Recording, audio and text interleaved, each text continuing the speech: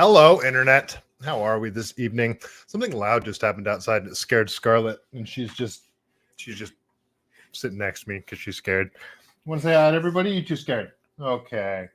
All right, everybody. Is everybody having a happy Monday? I hope nobody has a case of the Mondays.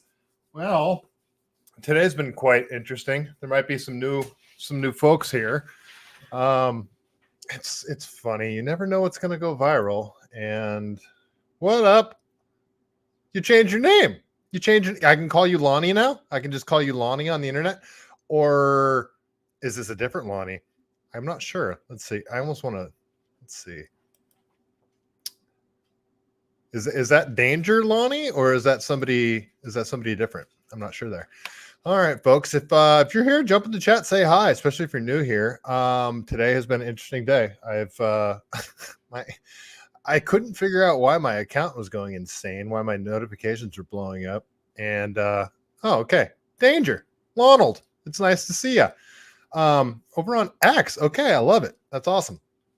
Yeah, YouTube sucks. YouTube is freaking crappy. It's I told you guys last time they gave me a strike and they took down one of my episodes and I appealed it and they said it was they took it down for misinformation and I appealed it.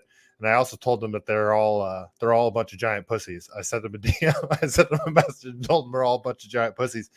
And that didn't get me in trouble. They actually said, we're taking your strike back. Like your misinformation wasn't too bad, but we're not going to put your episode back up.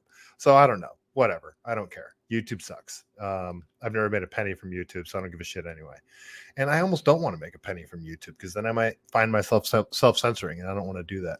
Oh, Scully got scared. She's going and hiding in my bedroom now. Yeah. So, oh, sorry. Try not to blow into the microphone there. My account was blown up today, and it always happens for the most innocuous reasons.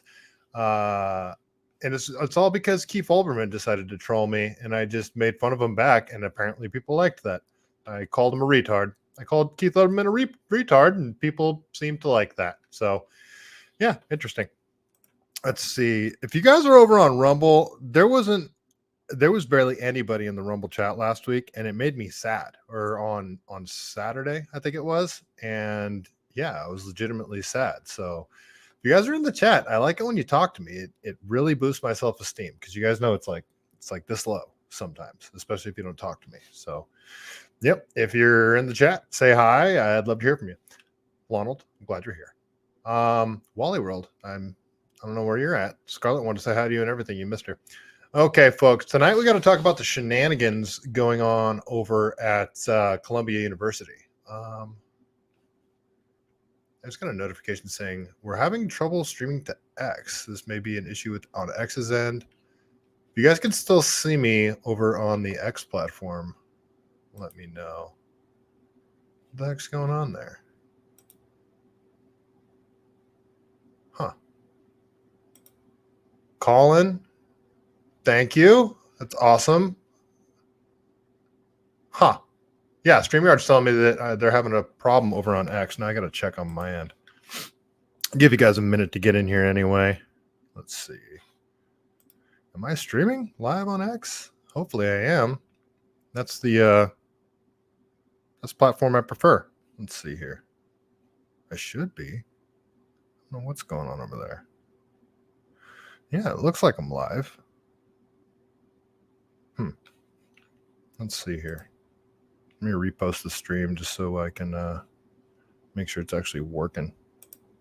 Oops. Yeah, we're going to talk about the Columbia University stuff, but first we are going to sort of rehash what happened in 2020 because the Columbia University stuff sure smells a lot like BLM riots, just without the rioting so far, but there's a lot of other strange similarities, I'll say, and I want to talk about it, but we're going to go over a lot of the stuff that happened in 2020 first. Lonnie, I glitched out a bit. Interesting. All right. Well, hopefully it's working. I'm hardlined. I'm not even streaming with Wi-Fi, so I should be good. I've never had a issue streaming to X, like not once. I've had issues to YouTube and to Rumble before. You guys are quiet over on Rumble again. It's come on, if you guys are on Rumble, don't make me feel sad like that. All right, let's get into it here. I got a whole bunch of stuff I want to talk about. This might be a long episode. I don't know. I didn't really work out how much time each thing that I wanted to talk about was going to take. So this might be long. It might be short though. I don't know. I can't tell, but I pulled up so much crap because yeah, there's a lot that I want to go over. So if you guys are here, go ahead and give that like button a tap. If you're watching on X, give it a repost, all that good stuff. Oh, geez. Yeah, something's going on. Something weird is going on. Like, share, subscribe, all that good stuff. If you want to support the show, there are links in my Twitter bio to do so. Links to my fundraiser. If you guys want to contribute, because you guys know I'm poor. This is my little fundraiser here, Give, Send, Go, because I don't use I don't use GoFundMe because what they did to the Canadian truckers.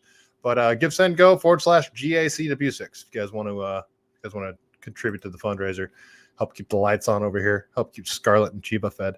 All right, folks, let's get right into it. Bunch of stuff to go.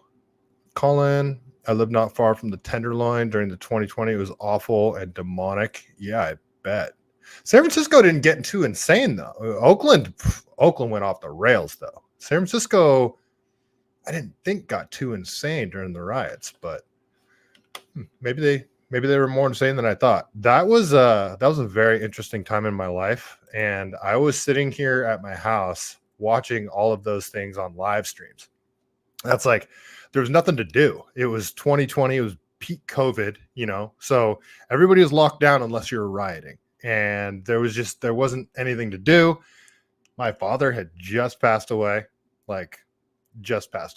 And yeah, it was a very rough time in my life. The fires had just happened. Actually, no, the fires hadn't happened yet.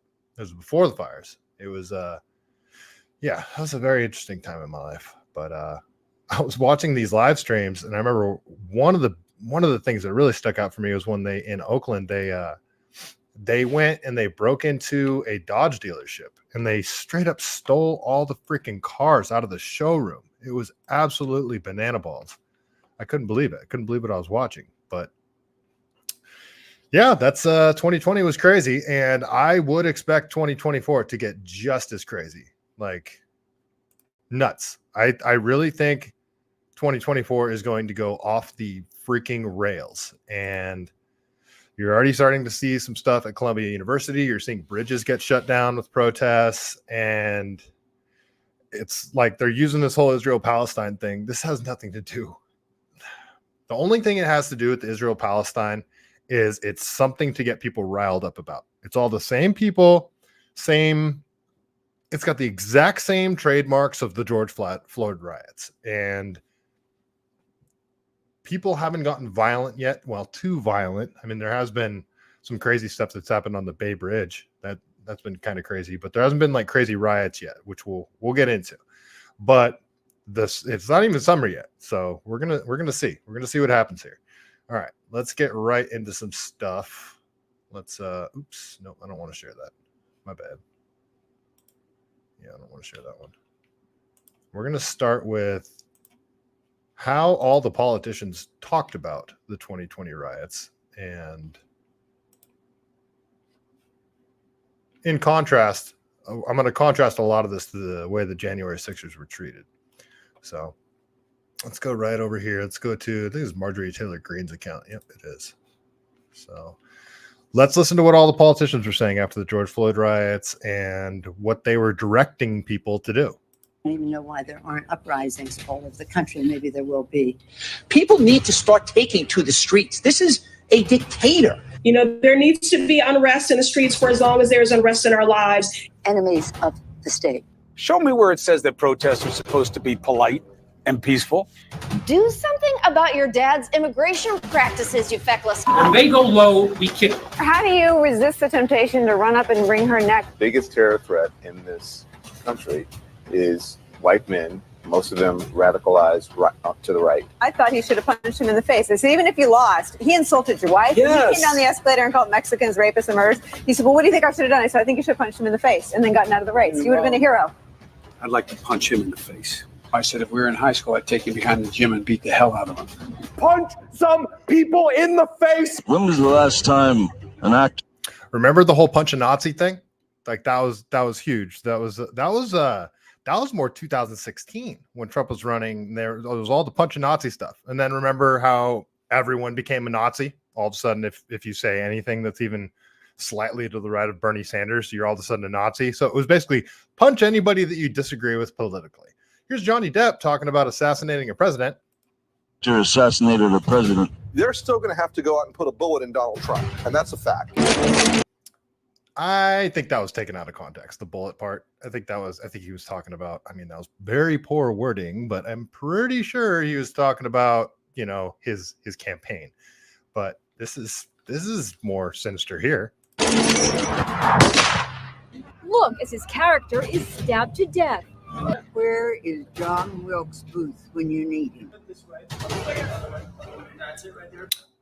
Look at Kathy Griffin was actually kind of pretty in this picture. Kathy Griffin used to be pretty. I mean, we all got our preferences, but I think Kathy Griffin used to actually be pretty. Now she looks like, well, she kind of looks like Keith Olbermann. No. That's Rosie. That's Rosie O'Donnell that kind of looks like Keith Olbermann now. They look very similar to each other. I have thought an awful lot about blowing up the White House.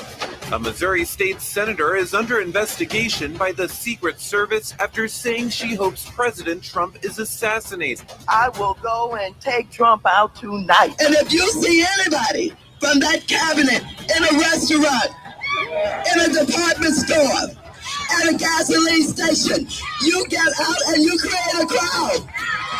And you push back on them. And you tell them they're not welcome anymore, anywhere. And sadly, the domestic enemies to our voting system and our honoring our Constitution are right at 1600 Pennsylvania Avenue. They're not going to stop before Election Day in November, and they're not going to stop after Election Day. And that should be, everyone should take note of that on both levels, that this isn't, they're not going to let up, and they should not. If you think we're rallying now, you ain't seen nothing yet. So that, I almost forgot about that. That was when homie was ambushed and murdered in cold blood during, was this in Portland? I can't remember where this happened. I think it was in Portland. The guy waited for him around the corner, jumped out and shot the dude in the chest and killed him. There's all sorts of stuff like this during 2020, and that's what we're going to get into tonight. So yeah, just wanted to remind you guys about that. And I got a couple of YouTube clips pulled up here. This will probably get me kicked off of YouTube, but I want to play. This is sort of how they're reporting stuff during 2020. So I just want to play this from YouTube over here. This is from Channel 7, Eyewitness News. This is not the Bay Area though. Oh, it's New York. Looters stormed into lower Manhattan last night. They destroyed store windows in Soho and lit fires during another night of violent protests. It was like this all over the country. Lots of people don't even know this stuff happened because it wasn't widely reported on. And then when they stopped reporting on it, it was still going on.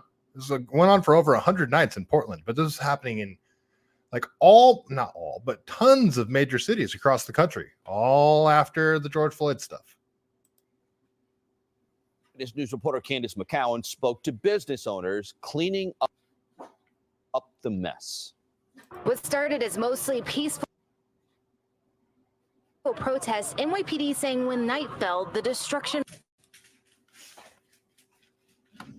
began. Cameras capturing looters inside this Urban Outfitters at 14th and 6th, moments after the windows were shattered. It's all right to protest. It don't go right. This is what you got to do. We got to stand united. Yeah, I'm disturbed by both sides of it. Honestly, I think the looting is completely justified.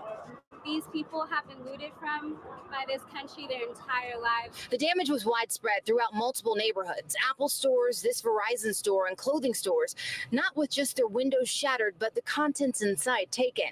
In the daylight, the graffiti could be seen up and down the street. In some cases, the name George Floyd. In other cases, angry messages directed at police. And that Remember, they're calling a lot of this reparations, even though it was just everybody having a free for all. of unrest, leaving those tasked with cleaning up to tackle the mess. In Soho, this North Face is one of many businesses now boarded up.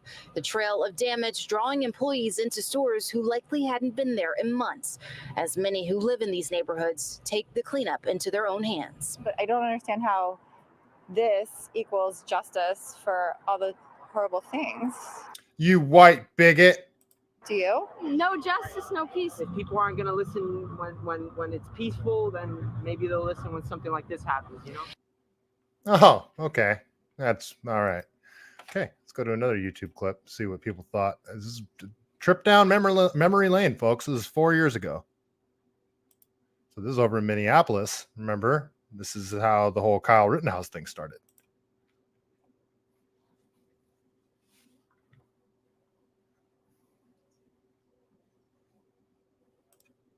Remember the fiery but mostly peaceful protests?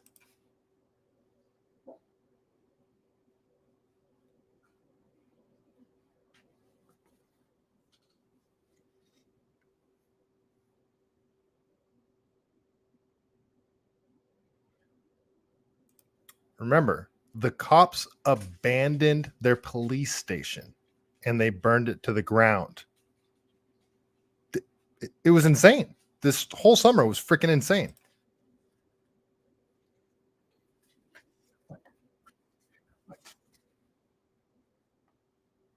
Go lay down. Come here. Lay down.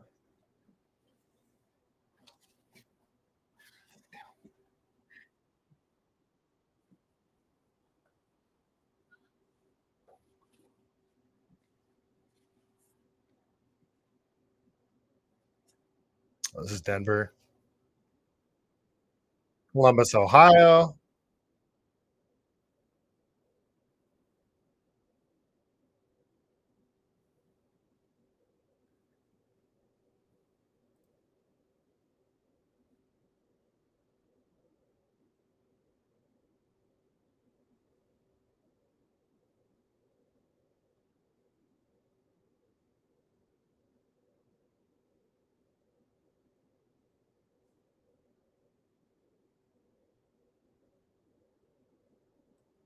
I forgot.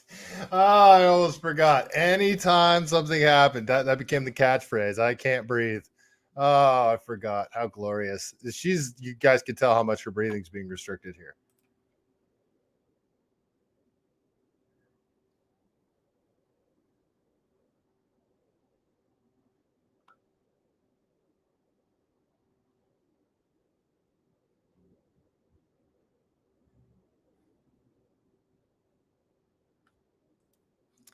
And look, they highlight how Donald Trump said thugs. Like, yeah, call them thugs. Who cares? That's trying to say like that's some sort of derogatory term. Shut up. This is insane. They're burning down buildings. They're attacking cops. It's bananas.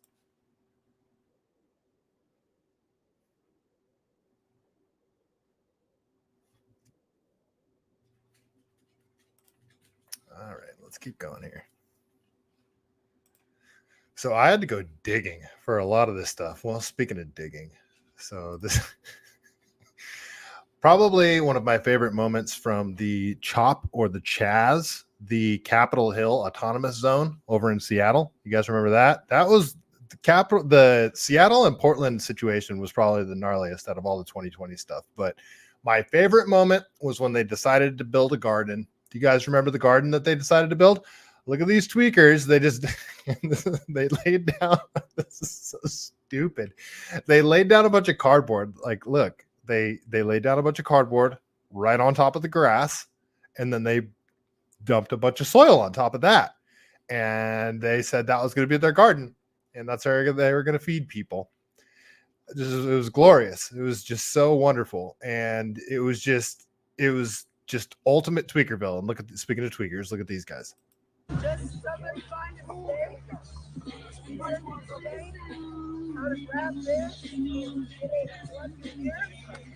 Are they gardening correctly, guys? What's this guy doing over here? He's beating holes into a piece of cardboard with a hammer. I guess that's gardening. We got Shaka Zulu over here.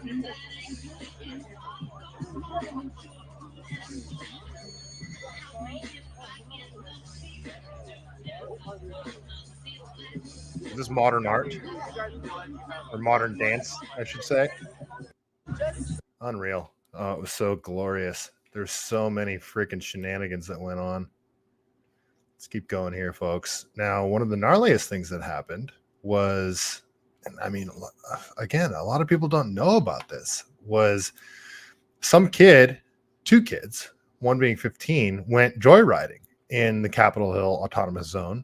And the thing is, they were heavily armed in this Chaz Capitol Hill Autonomous Zone. They took over a few city blocks. If you guys aren't aware of the situation, they took over a few city blocks, blocked off intersections with debris, dumpsters, all that kind of stuff, and they wouldn't let cops in. Paramedics wouldn't come in. A bunch of people died. I mean, a handful of people died, including this kid. This kid went joyriding, and they thought it was MAGA extremists coming in trying to hurt people, and they lit him up. They unloaded on the guy, on the car. They killed the kid, and then afterwards, they realized what they did, and everybody went and started picking up shell casings to get rid of the evidence. This whole situation was absolutely insane. Here, I'll open this article really quick. I don't know if I'll read this whole article. I don't know if I have time. This is from the Post-Millennial. Yeah, a lot of this stuff I pulled from Andy No's page because this is when Andy No went from being just like an on-the-ground undercover reporter to he can't go anywhere anymore because they'll try to freaking kill him. This whole situation got insane. What's that? B says, he said video's muted. Huh. Shouldn't be. Yeah, I'm not sure what's going on here. I'm having all sorts of problems tonight, apparently. Cali girl, nice to see you. All right, finally, somebody. Oh, you're Mahanish. Mahanish? Am I saying that right? Cali girl. All right, I'll need to remember that for next time. Finally, somebody in the Rumble chat. I was getting a little worried. I was thinking Rumble chat's not working. But all right, let's keep going. I'm going to read this from the Post-Millennial. So, father of teen fatally shot at Chaz sues city, county, state, and local officials for encouraging lawlessness. So, father of one of the black teens who was shot and killed at the deadly Capitol Hill Autonomous Zone, Chaz, in 2020, has filed a wrongful death lawsuit against the city, Seattle, King County, and state of Washington, former Seattle Mayor Jenny Durkin, and council member Kshama Sawant for encouraging lawlessness to reign. I wonder if they ever caught the guys that actually freaking lit up. I mean, they full on ambushed this car and they unloaded on this car because they thought it was MAGA people. Like, that's how insane this situation was. I got a video here. I mean, I'll just play the video.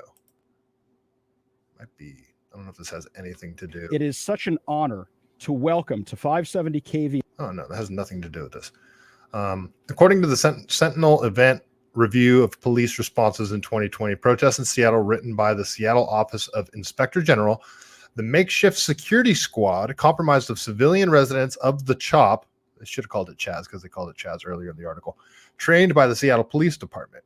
The suit was filed Thursday in a Washington court and alleges that CHOP medics, who were essentially good Samaritans, attempted to provide aid, deciding at 3:05 a.m. to transport Antonio out of CHOP for emergency assistance when Seattle paramedics failed to do their duty to provide the much needed assistance. They wouldn't go in. It was too insane for the paramedics to go in. And wow, this reporting's kind of amazing because they lit up the kids, then they realized what they did, and instead of immediately rushing them to the hospital and getting paramedics in there, they started cleaning up shell casings and stuff. So I wonder how fast they actually tried to get this kid to the hospital. Rather than waiting for assistance to come to them due to the severity of his injuries, they decided to transport him. Chop medics. That's it. Oh, God.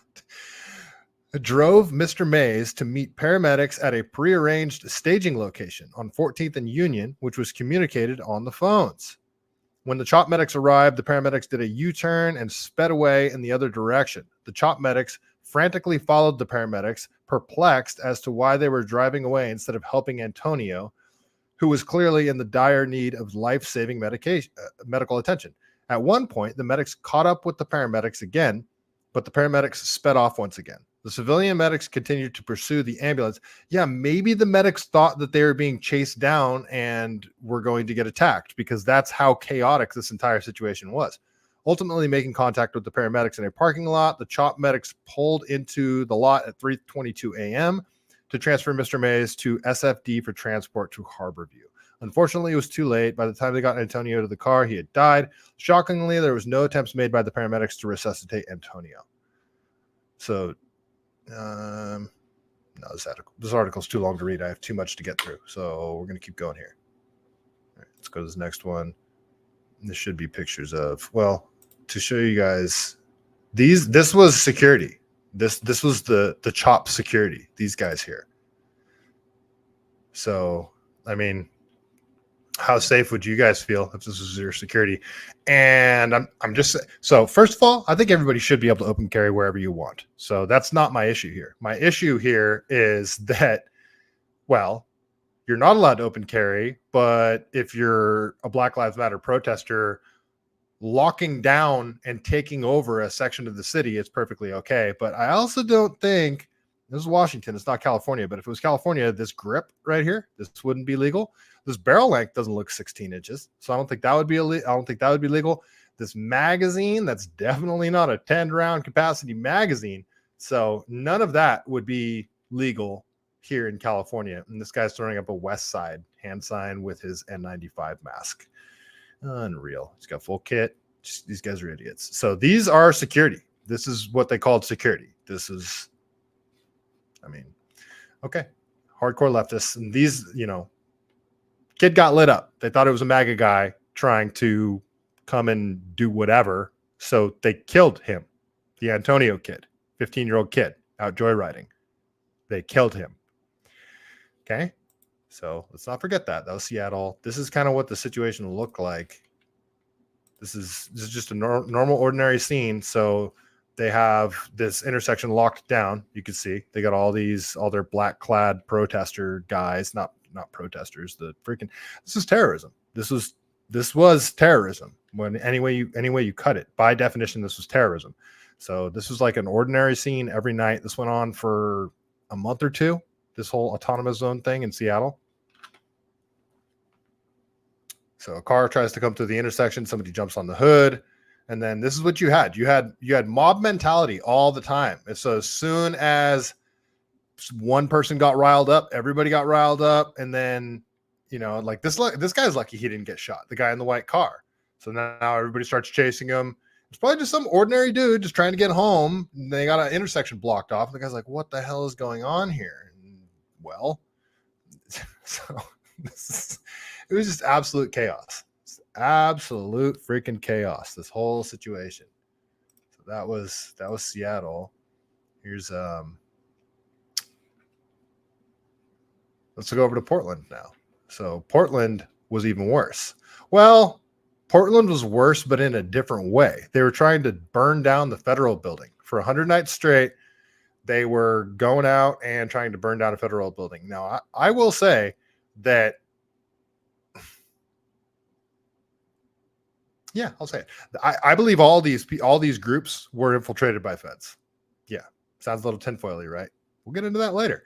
I believe there was agent provocateurs in every single one of these groups. The leftist groups, the J6 stuff, which we'll get into a little bit later, the Gretchen Whitmer kidnapping plot, all of that was majority feds. That's why those guys all got let off. They had nothing there because they were freaking feds.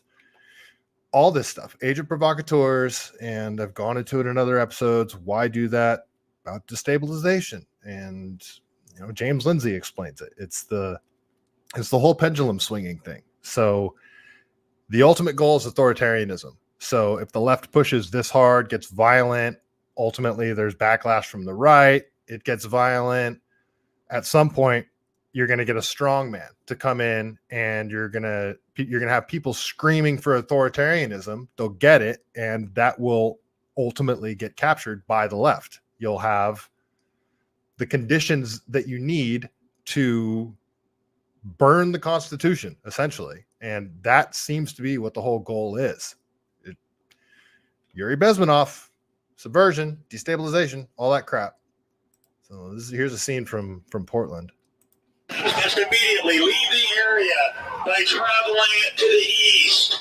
Failure to adhere to this order may subject you to arrest, citation, or crowd control agents, including but not limited to tear gas and or impact weapons.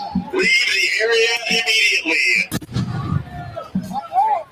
V-1800 firefighters were attacked. Yeah, firefighters, paramedics. I mean, would you want to go into this scene to put out fires, unarmed, all that stuff? It was absolute chaos.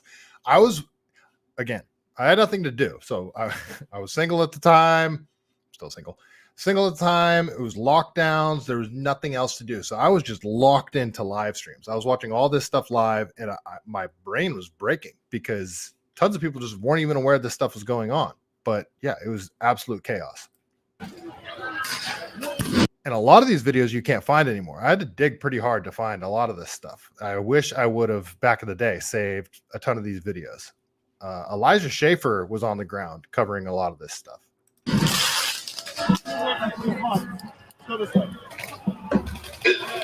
is the Portland Police Bureau. This has been declared a riot. All persons must immediately leave the area by traveling to the east.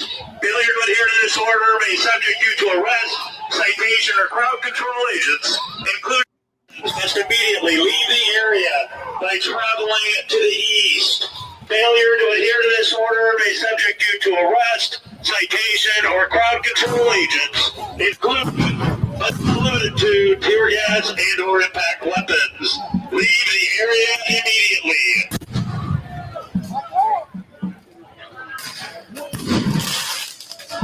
Oh yeah, I forgot about that. So they're using fireworks as weapons. They're using mortars and using them as like little cannons. This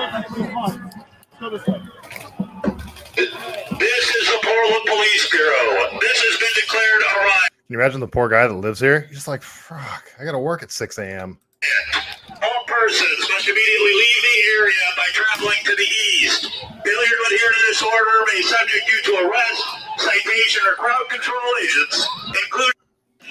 And there's people coming from all over the country to join these events. This wasn't all just people from Portland. There's people coming from all over the place to do this.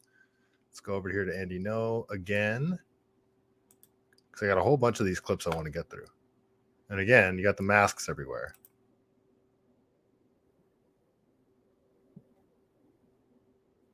So that was somebody throwing a Molotov cocktail at police. Like that very easily could have directly hit one of these cops in the chest and completely engulfed him in flames. That's what do they call it? A propellant? I think it's called a propellant, right? The filled with gasoline or kerosene or whatever it is. They threw this at cops, you guys. Look at this. Like they threw a Molotov cocktail at cops. How is this? What? So that person throwing the Molotov cocktail right into a group of police officers. It's just, fortunately, these Antifa retards aren't very athletic and don't have good aim, and they never played sports, so it didn't hit any cops. Well, it did. Nope, it got that guy. Got this cop in the feet right over here. You see this? Look it. You got cop, Mr. Officer Hot Feet right there. He got hit. Got some gas on his shoes. Yep, he was hot feet.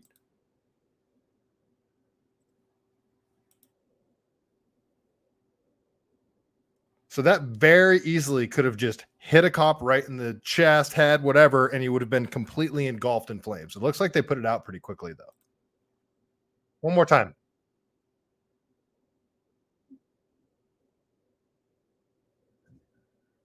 This happened for like 100 nights straight. Oh, crap. I'm not even showing it. I'll play it again.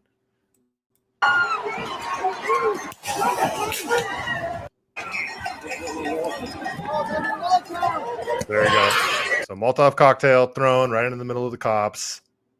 Lands right there. It doesn't hit any of the cops except for kind of gets on this guy's feet.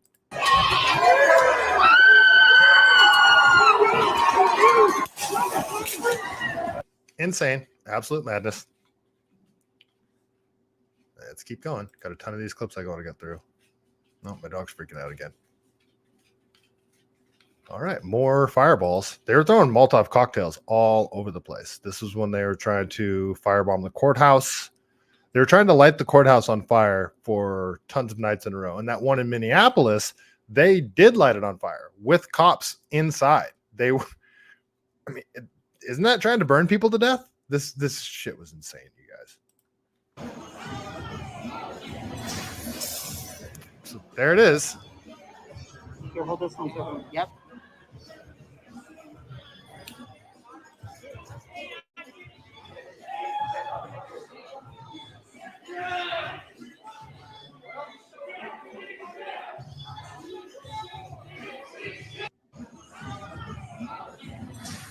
Lonnie, you think more people will be ready if they do this again? What do you mean by ready though? Like, it's not a good idea to go out and try and battle these guys. Just, I mean, yeah, like what do you do here? You're just gonna end up, I don't know, like it would be what, MAGA versus Antifa. It's like, this is what you kind of thought would have happened in 2020 because you had this during 2016. It was just all on college campuses. And this is what it escalated to in 2020. So now we're going to wonder what's it going to escalate to in 2024, because all this stuff's happening again. The Israel-Palestine stuff it doesn't give them the excuse to do this exactly. So if there's any sort of like George Floyd type event, or everything's a powder keg right now. And these leftards are looking for anything they can to jump on it and start rioting again and causing absolute mayhem again. They're looking for an excuse. And that's why they're hopping on the Israel-Palestine thing. It's just, they don't really have the excuse to get violent like they did before. Let's keep going with the Portland stuff. This is another clip out of Portland. Get away! That's when they called in the National Guard. Well, so they called in the National Guard without calling in the National Guard. This is one of the actually kind of genius things that Trump did. He deputized National Guard members into like the Portland Sheriff's Department or PD or something like that. So it wasn't technically calling in the National Guard. It was pretty clever. So they were driving around in unmarked vehicles, arresting these assholes. And that's what it looks like one of these guys was. Sorry, headphone warning. No good cops in the racist system. No good cops in the racist system. No good cops in the racist system. No good cops in the racist system. The messed up part is, most of you guys know I am not a fan of the cops, especially with how authoritarian everything got during 2020. So, and the other messed up part is I am not down with what Israel's doing right here. So I almost agree with the leftists. I just think they're retards and they don't know what they're doing. And this is an idiotic way of approaching stuff. It's, yeah. So, you know, I am not a Republican. You guys should all be well aware of that. I am not a Republican. I am a libertarian. I am anti-authoritarian in every regard. The thing is, these little assholes are authoritarians. They are authoritarians of the left. They were doing the state's bidding this whole time. And that's why it was so frustrating, because they claim to be anti-fascist when they're the foot soldiers for the state. That's what all of the government was against Trump. They wanted him out of office, and all of this stuff was just anti-Trump. It had nothing to do with George Floyd. They wanted to riot. They wanted to burn down courthouses. They wanted to burn down anything they could because they were pissed that Trump was president. That's all this was about.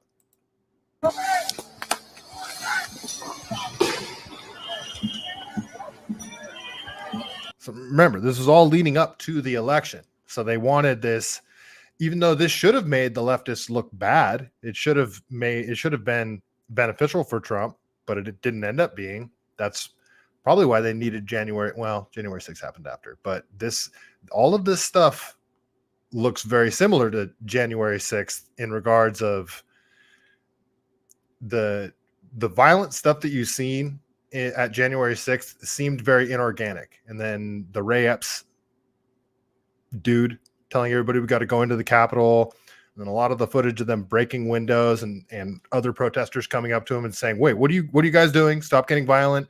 There was tons of people there trying to stop the violence at January 6th. And I think a lot of the people in the Black Lives Matter protests that were throwing Molotov cocktails, not all of them, but I think these protests were infiltrated by feds as well, chaos agents. I'm totally just getting tinfoily there. I have no proof of that. Evidence of it, though. Remember all the bricks that showed up? Where'd all the bricks come from?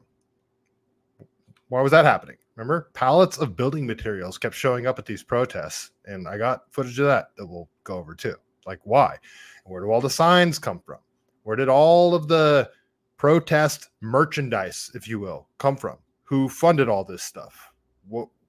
Where did all this come from? Why? All the organization, people getting flown around to go to protests. There was money for that. By all the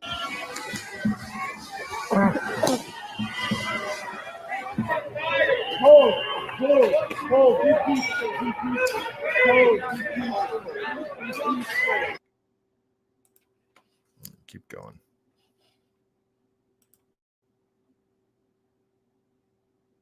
Ganko 1, nice to see you. Keep going here. I got a few more Portland clips from 2020. I'm getting to an overall point here. Yeah, this is more from Portland.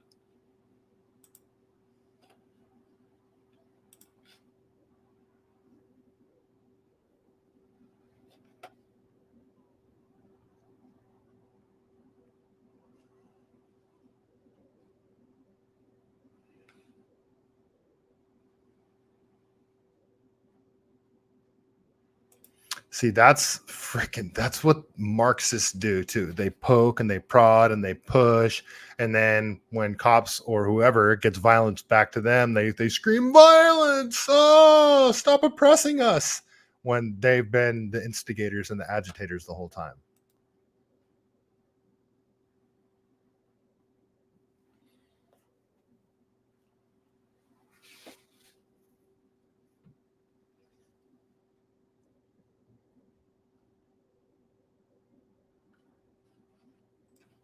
So stupid. The whole thing was so stupid. I think I still have a few more clips from Portland. This is the aftermath. This is what it looked like afterwards. Just look at what happened when the city suspended sweeps, citing health and safety reasons. The number of camps exploded. So this is what happened in San Francisco in the financial district too. The Tenderloin encampment spread all over the place. And there's nobody going to offices, nobody going to work. Well, the homeless people and the fentanyl addicts, they don't have anywhere to go home and lock down. So they just took over the city. So this happened in a lot of places. And that's why the financial district in San Francisco has not recovered. And you got this huge commercial real estate bubble now. Seemingly overnight. New tent. A lot of people don't think about as well. There's a lot of people that are still working from home and, glad that they're working from home. And I probably would be too. The thing is, my industry was decimated. My industry. There's very little work now. I used to build conference rooms. Like all of the things that they didn't want us doing during COVID is what my industry was built around. People meeting in groups. I built conference rooms. I built what they call all hands rooms, big giant rooms, projectors, screens, microphone that gets passed around, team rooms, which are smaller rooms with a TV on the wall, a couple speakers in the ceiling, maybe sound bar, cafeterias with speakers, distributed audio, distributed video walls, all that kind of stuff, working for the large tech companies. All that work dried up, all of it. And in addition to that, you don't have people going to offices. So why do people need office space. So you're decimating industries. It's not just audio video. I mean, electricians, plumbers, framers. There's companies aren't doing what they call tenant improvements anymore. They're not, building new shit. Just everybody's at home. Why would they? So you got this huge commercial real estate bubble. A bunch of industries, union jobs have been decimated, and everybody's still working from home. So that's just something a lot of people don't think about, how much business and the mom and pop like delis and shit, like places that people used to go get lunch at. People didn't bring their lunch to work. They'd go to the mom and pop shops. So many little small businesses closed down because there's nobody coming in anymore. Everybody's working from home. So nobody's coming in, and tons of business. This is all state lockdown policies just completely decimated business. And that's why states that didn't lock down or locked down very little are still doing great. Their economies are still doing wonderful. While California, and look at, oh, wow, we got this crazy deficit now. It's weird. It's almost like destroying businesses ruins your tax income. It's weird how that works out. It's popped up in parks and school playgrounds, along freeways and downtown streets. And the trash started piling up.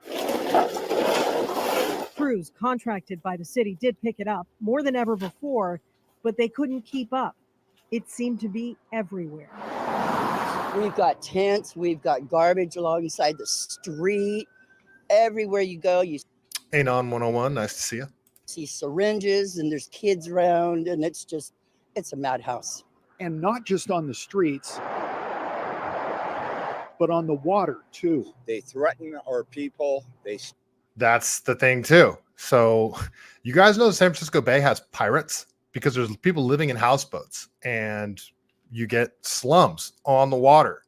This shit's real. So people come and get robbed living in their houseboats at night, like over in Richmond, all that stuff. It's legitimately have pirates in the Bay Area. Steal our property. They chase off citizens from our public waterways, and they pollute our land and our rivers. This has got to come to an end, and we need help to do it. On the water and on the road. Him and his girlfriend lived in it, and the toilet was the street. Cars, RVs, trailers lining neighborhood streets. And there's a big scar in the grass over there from leaving a pig, big fat dead pig. What about some of these power tools I see? I buy them because we scrap metal that gets thrown away and stuff. You take it to scrapyard, you get money for it. So none of this stuff is stolen? Oops. No. None of it's stolen? No. TJ Browning spent much of 2020 fighting for change, arguing that Portland's hands-off approach wasn't working. She lives near Laurelhurst Park, where we counted more than 80 tents along Southeast Oak and 37th last summer. It smells like urine. It's disgusting. People have complained about the rats they're seeing. The park workers are picking up syringes, fecal matter, human waste. We have early morning walkers that carry Sharps containers. They own their own Sharps containers, and they come in and pick up syringes when they see them. So places that have needle exchange programs, which are basically just places that hand out needles. The whole you have to turn in a used needle to get a new needle, that's very loosely enforced. So cities like Santa Cruz, like the one that I live in, you see fentanyl needles all over the place. Granted, I went running in Santa Cruz the other day on my normal levee route, and it seems like they cleaned it up. Like Santa Cruz is actually doing a little bit better, but I used to see along the levee, there's if you guys don't know, the San Lorenzo River runs right through the middle of Santa Cruz, and they got levees built up on both sides, and they have a walkway on the levees on both sides of the river, and it leads from, it leads all the way out to the boardwalk, and there's people that freaking live in makeshift shelters and stuff all along the levees, and you'll see fentanyl needles all over the place, and they shit and piss right in the river. It's horrific. And fentanyl needles everywhere. It's cities hand out fentanyl needles, and they call it harm reduction. It's absolutely insane. And people say, well, they're going to do the drugs anyway. Wouldn't you rather them have a clean needle? I would rather them not have a needle.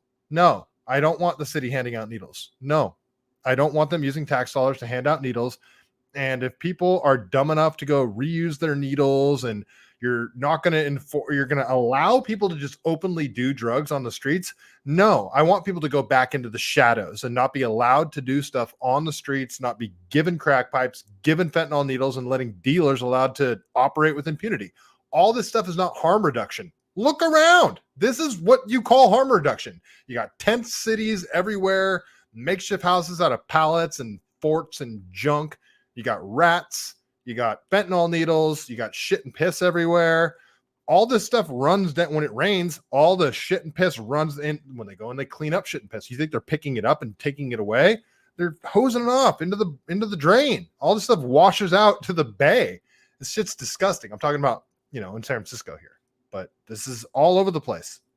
The same conflict played out in dozens of other neighborhoods where tents and tarps went up. I mean, you get fires. You get people trying to start fires to keep warm when it's cold, and RVs that burn to the ground, like Oakland right now. Oakland is out of freaking control. I have plenty of things from Oakland. I just don't have them pulled up right now, but Oakland's out of control.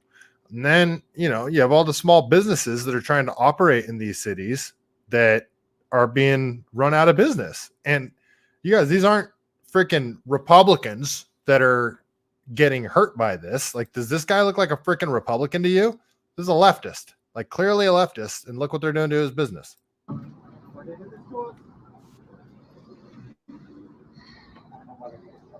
It happened just minutes ago. Yeah, the whole group's been walking through. I just started beating on windows. Oh, hey, Wally World. Thanks for stopping by, buddy. Missed you. We did have, we got them all away. And then, yeah, they just sat here and beat on this door until we're good. So, we won't get them. What they did this to us? Because he's a colonizer. Freaking unbelievable. So that was Portland. And let's go over to this was Kenosha. This is the stuff that started all of the Kyle Rittenhouse crap. So remember, everybody just says Kyle Rittenhouse went out to go murder people. No, he was guarding a business where he was asked to guard a business with a bunch of other guys. And this is why. This is the shit that was going on in Kenosha. This is from Elijah Schaffer. This is how Elijah Schaffer got big. He basically went undercover as a Black Lives Matter protester and went and got a bunch of footage. This is Kenosha. We're out here in Kenosha, Wisconsin, on one of several structure fires that have currently taken place right now in the city streets. So if you own a business, you own a building, and all this stuff's going on, you're seeing people going and terrorists, and these aren't protesters, these are terrorists going around burning down buildings. Yes, I believe you should be able to protect personal property with potentially lethal force. Yes, you should, especially if the police aren't going to protect it for you. Yes, I believe you should be able to stand out in front with rifles. You guys remember the rooftop Koreans? Everybody loves the rooftop Koreans from the LA riots, the Rodney King riots. What's the difference between the rooftop Koreans and what Kyle Rittenhouse did with all the other guys that were guarding businesses? Because this is what was happening. Businesses were burning to the ground. That's why he was out there in the first place. Earlier, we saw people dressed as anti-fascists as well as BLM who were coming to set this on fire using fireworks. Now, you see the flames coming right outside of the front here as well.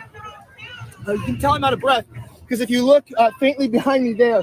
So that was a state building. That was the state of Wisconsin, some sort of building. But they're just burning shit to the ground, just willy-nilly. There's a furniture store that's also on fire that was set on fire. Okay, so if you own a furniture store, yeah, I think you should be able to stand out there with a rifle and say, if you guys throw a Molotov cocktail into my building, I'm shooting you in the chest. That should be, that's somebody's livelihood. And yeah, I think you should be able to use violence to stop it, or at least the threat of violence. Isn't that what the cops do? Aren't the cops using the threat of violence to stop this type of stuff? Except they're not here, so it's sort of up to you to use the threat of violence. Look at this guy in the background, like, what's this guy doing? And they don't like Elijah Schaffer there. Amidst multiple parking structures and car lots, etc., that were completely vandalized and destroyed. But all around here, just like you see this with the F-12 anti-police rhetoric, as well as the fires, the destruction on the streets of Kenosha continues as they want justice for, I don't know, police.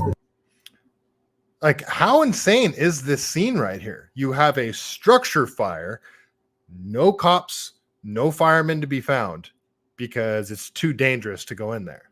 So they just let the buildings burn. Brutality. I'm Elijah Schaefer with Blaze TV reporting here on the scene. Thank you guys so much. So those are the kind of scenes that you saw in Kenosha. We got one more from Elijah Schaefer here. More buildings burning.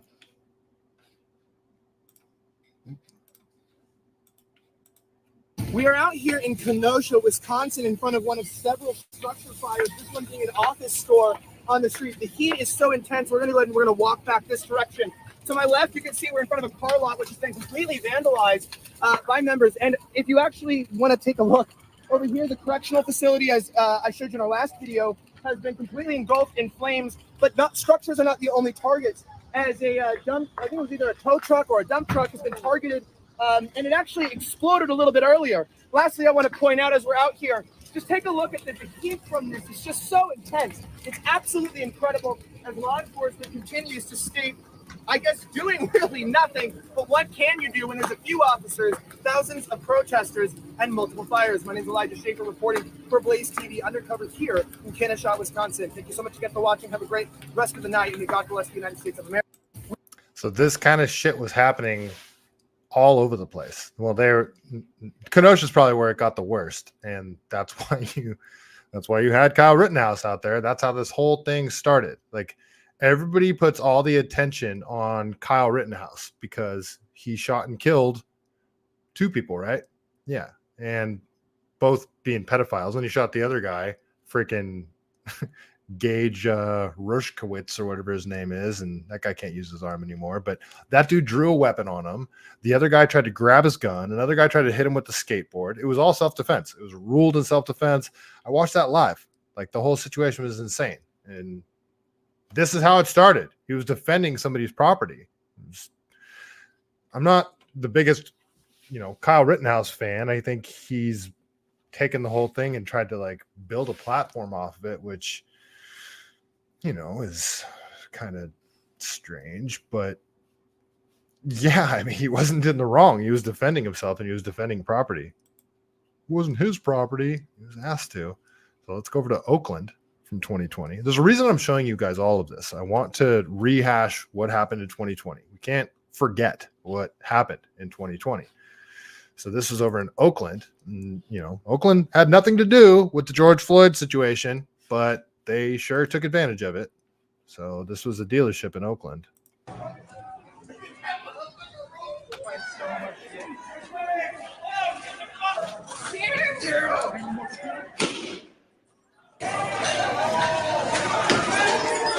Eat the rich.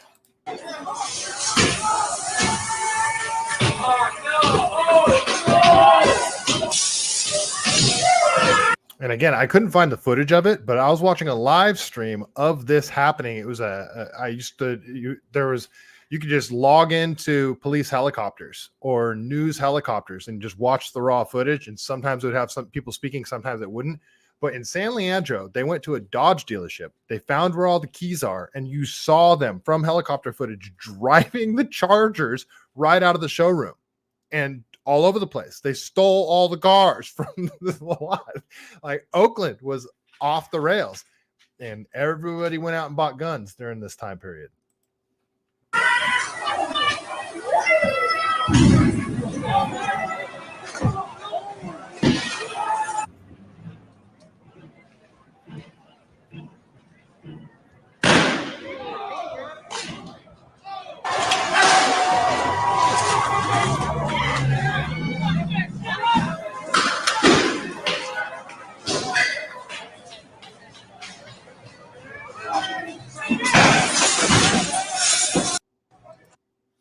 And all the media was saying, like, it's okay. They're just protesting. We're putting COVID on pause. It's like this was still 2020, you guys. The COVID insanity only got worse in 2021, 2022. People were still freaking out. This is pre-vaccine, and everybody else, you're locked down unless you're going and burning down buildings and stuff.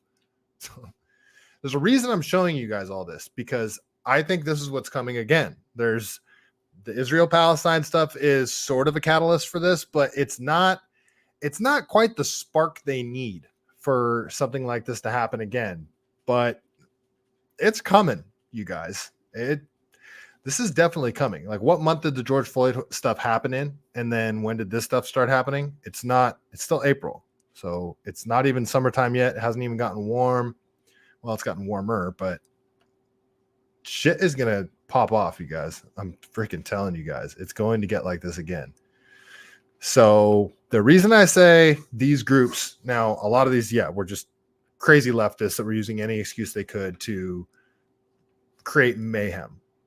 But there was agent provocateurs in these groups. I freaking guarantee you. And again, the bricks that showed up. I was seeing these all over these live streams. It was, you get random pallets of bricks just showing up in these locations, because these protests went on for hundreds of nights. Remember, like in Portland, particularly, Bay Area went on for a month or two. All over the place, these protests were going on. So it would calm down a little bit during the day, and everybody would come back out at night, and they'd get there, and all of a sudden there'd be pallets of bricks and paver stones and building materials and shit when there's no construction going on. It was like, where did all this shit come from? This really happened, and I only pulled up 3 different videos of it, only one of them super definitive. But I witnessed this on live streams. It was tons of different people like, where did all this shit come from? Why is this here? And there's a reason I'm bringing this up as well. Pallets of bricks in Kenosha confirmed on the police scanner. I just listened to it. Oh, yeah. And there's another video from Kenosha where there's a dude walking around just hitting windows with a hammer in broad daylight, and people are going up to him and like, are you a cop? And the guy like freaked out and ended up running away.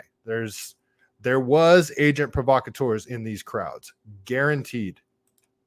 They have found them in 3 locations, 63rd and 22nd. They found pallets of bricks. 57th and 21st, they found pallets of bricks. And 67th and 21st, they found pallets of bricks. So yes, bricks are being dropped off in Kenosha. It's fucking ridiculous. So far, we haven't seen any masses of people. And this was the coverage that you could find on this, because it was just the news coverage was sporadic at best. They would show little bits and pieces, fiery but mostly peaceful. This is where you really saw independent journalists, independent people that are like, frick, the news isn't covering this stuff. We need to get on the ground. Why aren't they talking about the pallets of bricks that are showing up at places?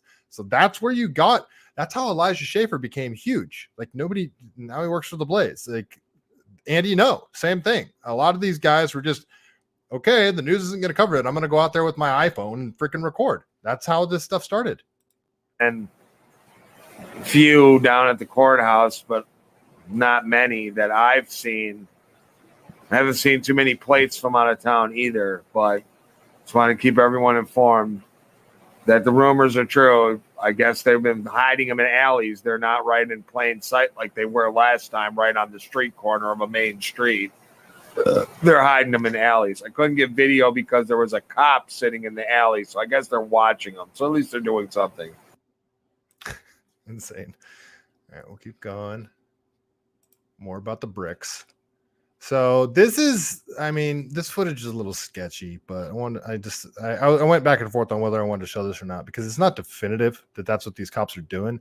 But this does appear to be a cop truck with a bed that's covered full of bricks, and they do appear to be unloading the bricks. Like, what are you guys doing? It's either that or they picked up the bricks and put them in the truck, but you hear the commentary of the people up in the window talking about it.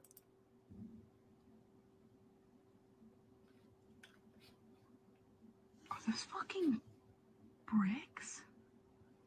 What the fuck are those? Those look like bricks. Look, yeah, those are fucking bricks.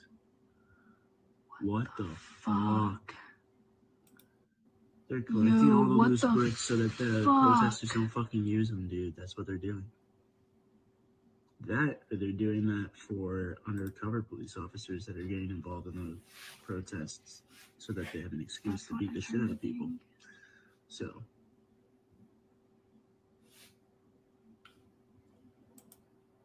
So make of that one what you will, but it does appear that cops with freaking a truck full of bricks. And then this is much more definitive. This is a pallet of bricks. This is actual footage of a pallet of bricks. I only had a couple hours to put this together, so I guarantee you I could find more footage of this, but this is much more definitive. Like, why are these here? This is, remember, in the middle of like months-long protests. They know where the protests are taking place, well, riots, and there's no construction going on. Why are these building materials just showing up here? And these don't look like new bricks either. Like, why? Why is this happening? This right here? Yeah, they put them there. This the setup. They put them there on purpose, Y'all know where we at. They gonna set them hoes right up on the route. Y'all know what building this is right here. I ain't even gonna say what name it is. Hey, where do them bricks go to? Where do them This bricks is go setup. to? Where do them bricks We go gotta to? do better. Ain't no damn You construction. gotta do better. Ain't no damn construction around here. I see. Ain't no damn construction around here. You just gonna set a pallet of bricks right there. Oh, okay. Listen, I did jury duty 3 months ago. Y'all don't keep no bricks right there. Do better. Do better. I see you. So they're outside of a courthouse. He just tipped himself off there, saying he did jury duty. There was no bricks there. So these are leftists. These are leftists that are saying this. Like, what? Why are these bricks just showing up when they know we're going to be out here rioting? Why are they doing this? It's a setup. It happened. They were putting bricks places. All right, let's listen to some of the rhetoric. And I'm going to play this video and let you just listen to this lady talking and through her bullhorn, and you guys tell me what you think. Does this really have anything to do with George Floyd? So I'm going to play this, and I'm actually going to run and take a pee break. I'm going to be back as fast as I possibly can. You look around this club, you do not only see black lives. You do not only see black people. What you see is unity. What you see is a community. So I'm gonna. Hey, look. Hey, let's sport. Fuck that shit. Fuck a mic. We out to these motherfucking streets. If you go by us, take your ass home. We don't want you. We don't want you to go by us. We gotta go by us. Our people keep dying because they come by us. Fuck it. Fuck Black Lives Matter. Y'all don't care about Lives Matter. Turn that shit off. If you think anybody reported y'all, stop that shit.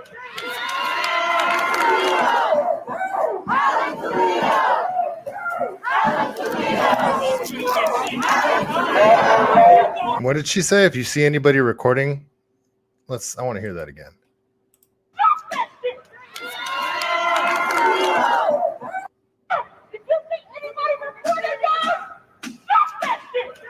If you see anybody recording you all, stop that shit. So that's why it started getting dangerous for people like Andy No, Elijah Schaefer. They couldn't do this anymore. They get recognized. This was, look, everybody's covering their faces, dressed in their black clad uniforms. This was terrorism. This whole summer was freaking terrorism. Any way you cut it.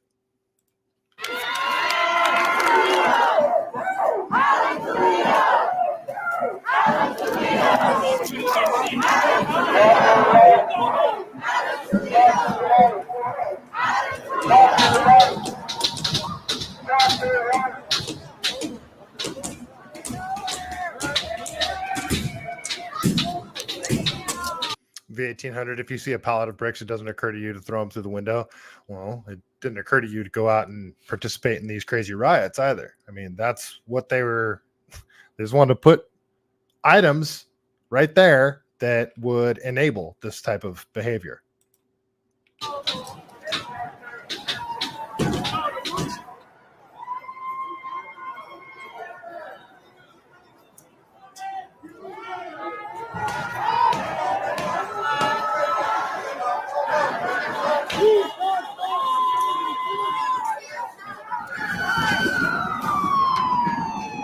I'm pretty sure this is Oakland too. I think this is Oakland.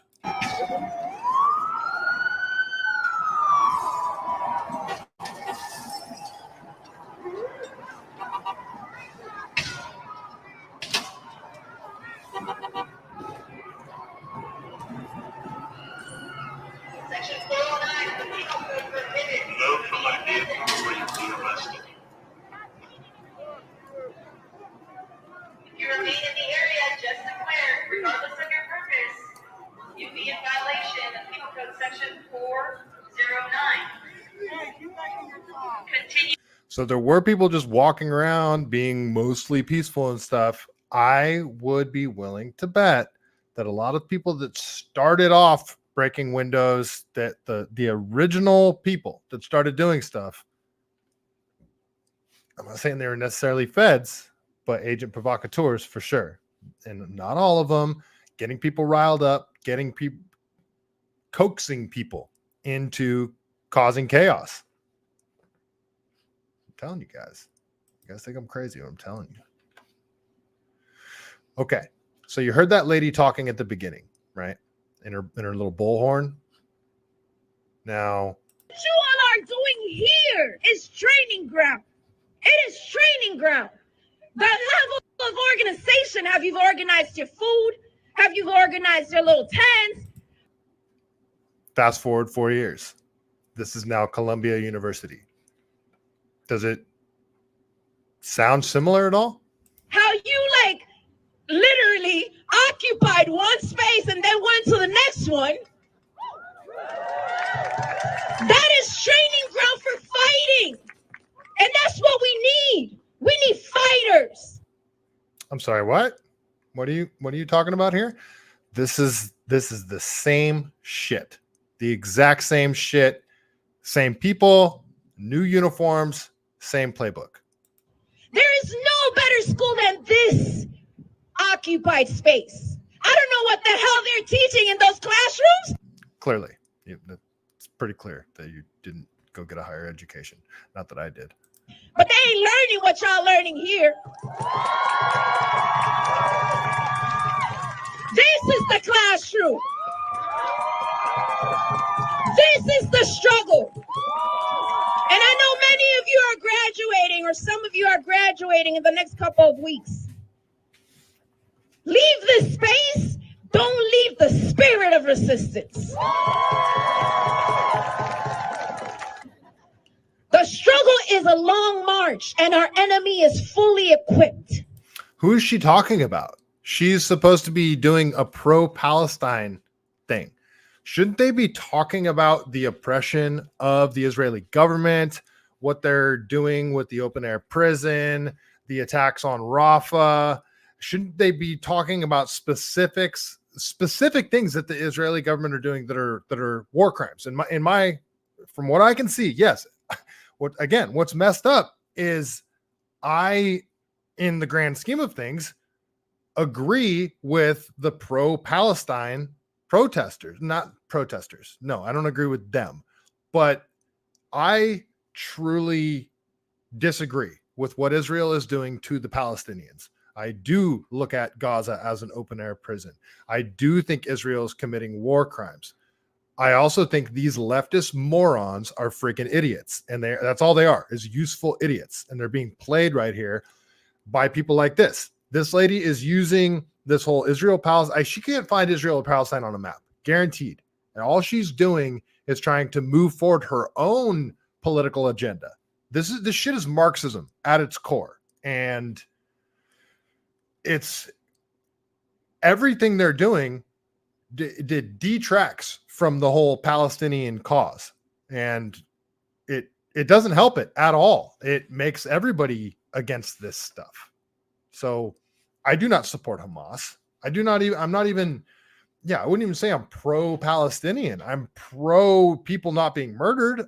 I'm anti-war crimes. I'm anti-open-air prisons. I'm anti-kids starving to death, all that stuff. But this is something else entirely. Like, I'm not even a huge Laura Loomer fan, but she's right. Yeah, I didn't even pull up the clip, but I'm not pro-Zionist. I'm not pro-Palestine. I'm America first. I don't want us supporting any of these wars. Ukraine, Israel. I do not think Israel is our greatest ally. Everything they're doing here is wrong.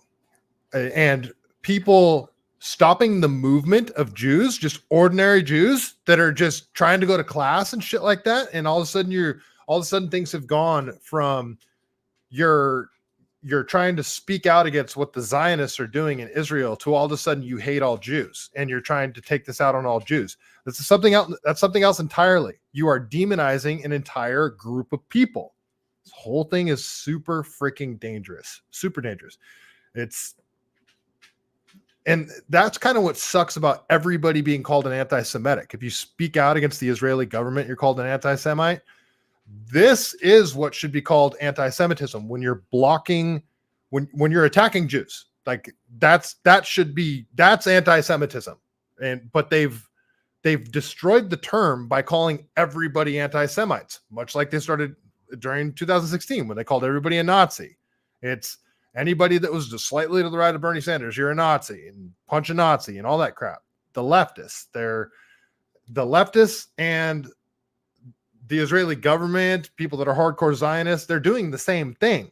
They're detracting from their own cause by labeling people certain things that aren't that. They're just speaking out against, again, I'm speaking out against the leftists and I'm speaking out against the Israeli government.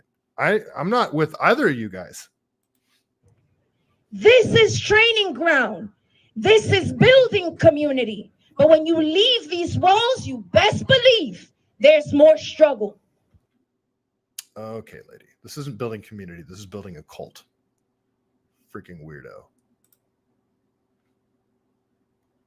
There's more. All right. So let's continue to Columbia University. And there's something.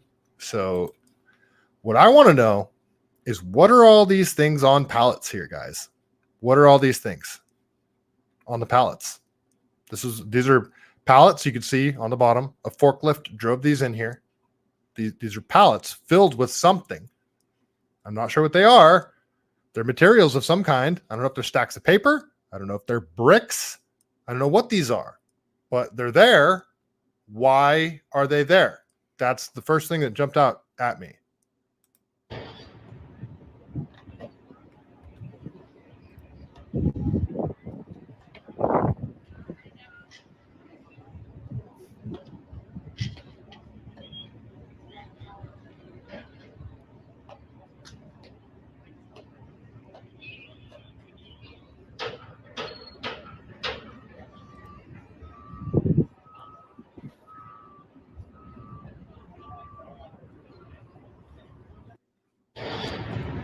You saw the forklift there too. So this is the scene over there at Columbia University right now. What are all these materials? I really want to know that. It's bugging me. One more video from Columbia University. Well, I got a couple more videos.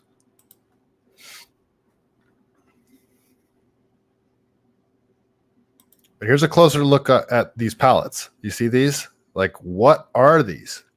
What are these freaking pallets? That's bugging the hell out of me. Why are they there? What are they?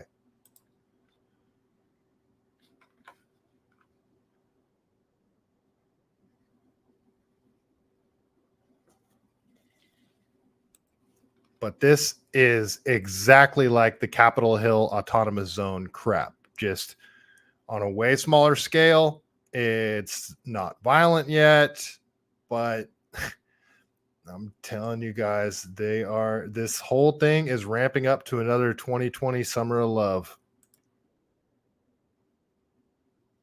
And I keep saying that because that's what Gretchen Whitmer called it. Oh, I'm sorry. I wasn't even playing that video. Here, let me play it again. It was only like 20 seconds. So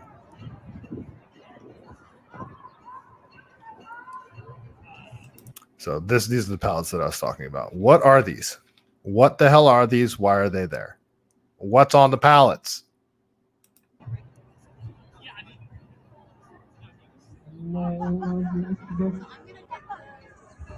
They called it like the People's University for Peace. They're creating an autonomous zone. That's what they're creating here.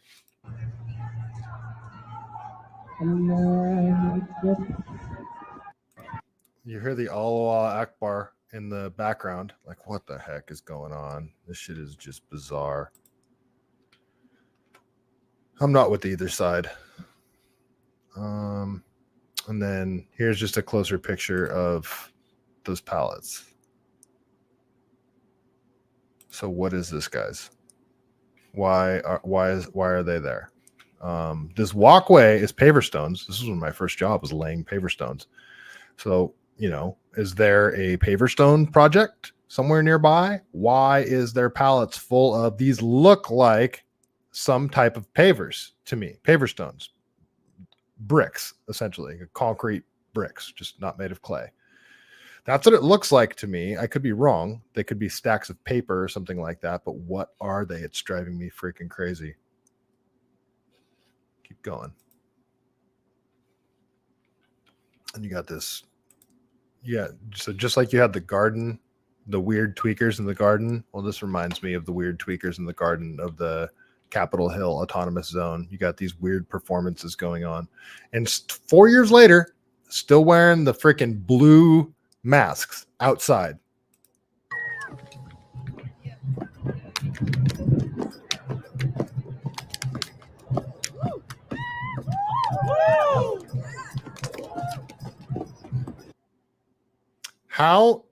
How is this helping the Palestinians at all? What is the purpose of this? It's all performative. Look at me. I need attention. Bullshit. What the hell is going on?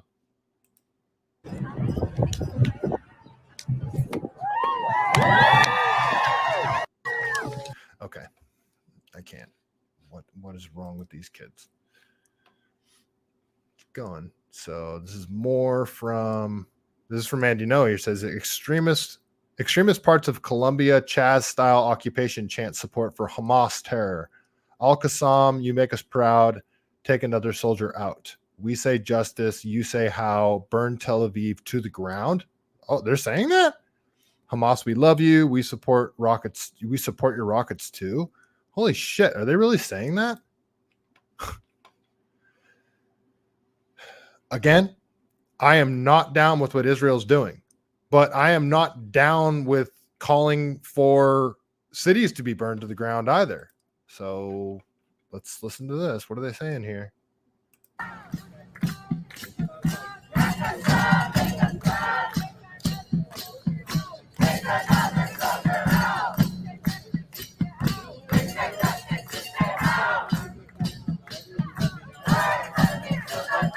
They did. They said burn Tel Aviv to the ground. Okay.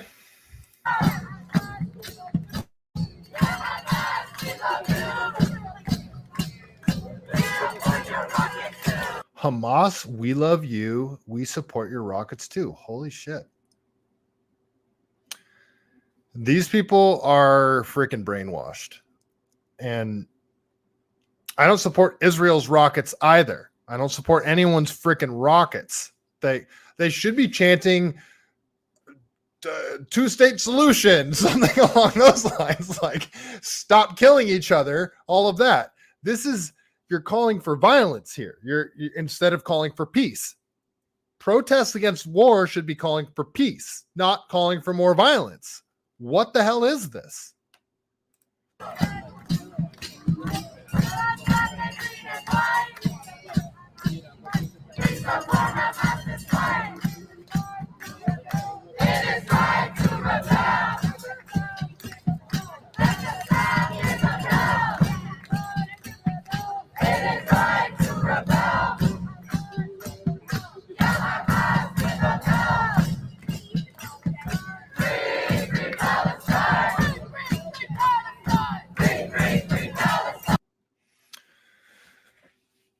Yes, I would like Palestine to be free too. I would like the whole thing to stop.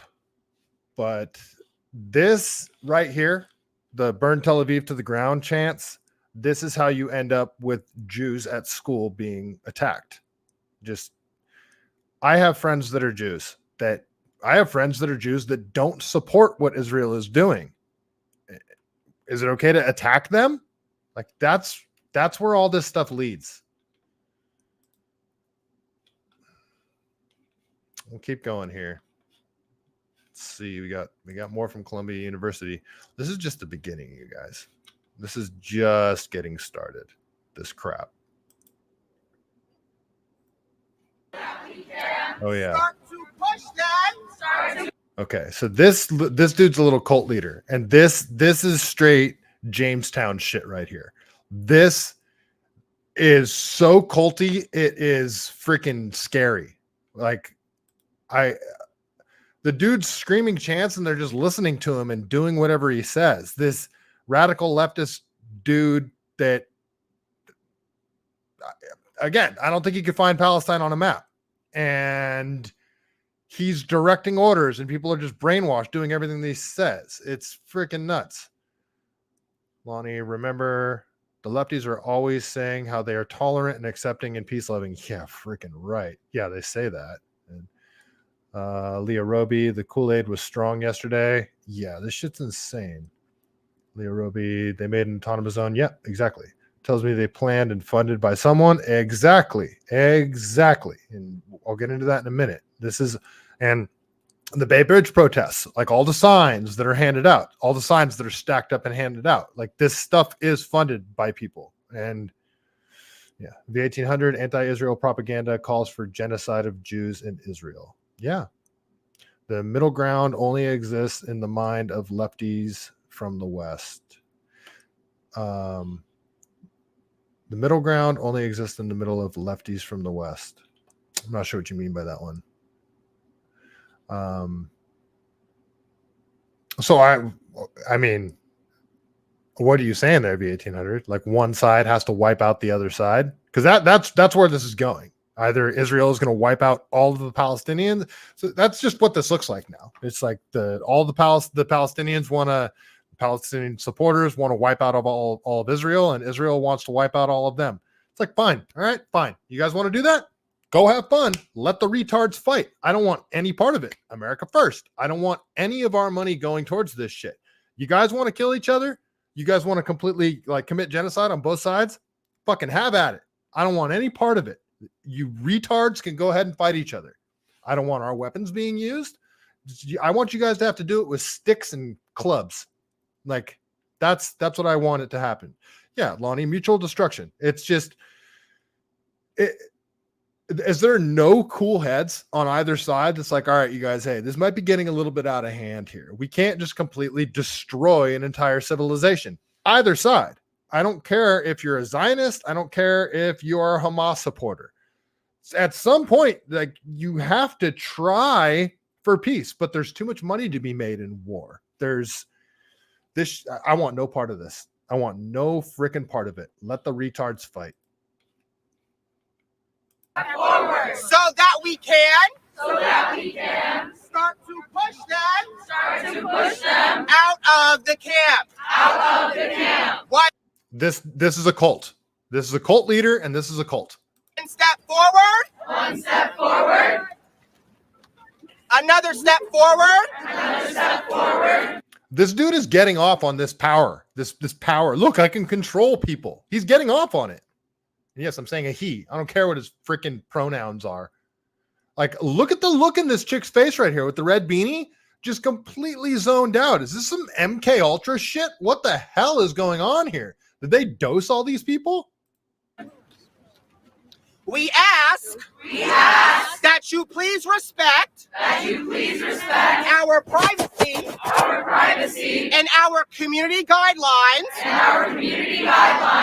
Community guidelines. Oh.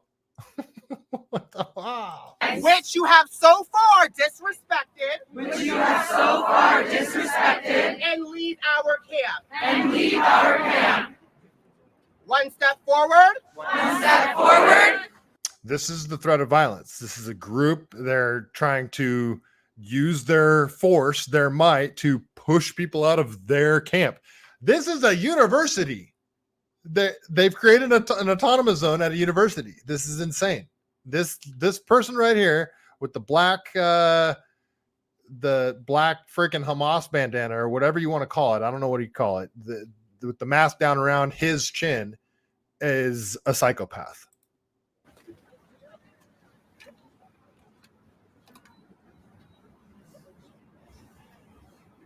Have you gotten enough video? Because I look very pretty.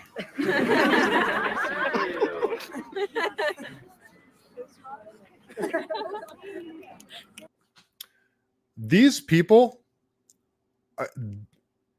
this is how genocides happen. These people right here would be willing to do horrible shit.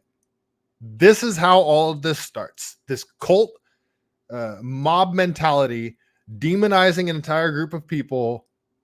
This is how genocides happen. These are cult members. You guys don't have to do this, you know? You're all here. And I'll be clear, this is happening on the other side too. There's plenty of just normal Israeli citizens that are calling for completely wiping out the Palestinians. And I don't see how this de-escalates. I don't. All I know is I want no fucking part of it. I don't want the Americans to have anything to do with it. I want AIPAC to stop buying off our politicians, and I want our dollars to stop going towards the death of Palestinians. If you guys want to fight to the death, fight to the fucking death. Have at it. Fight like retards. I want nothing to do with it. That is my whole point here. I'm not on anybody's side. I'm pro-America and not pro-American government. I'm pro-American, my neighbor. This shit is so out of control. And everybody, if this keeps escalating and escalating, everybody's going to be forced to join a team that they don't agree with.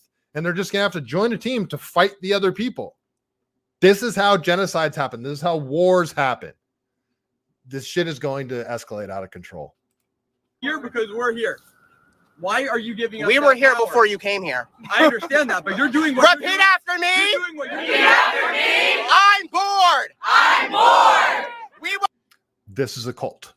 would like you to leave. We would like you to leave. You just did that for me. Repeat after me. Repeat after me. I'm bored.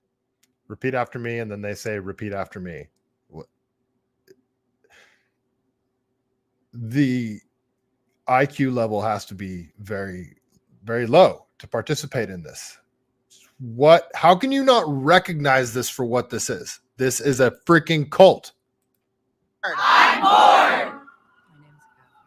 My name's Aiden. We're just actually trying to have a community meeting in a sec. Right, it's the same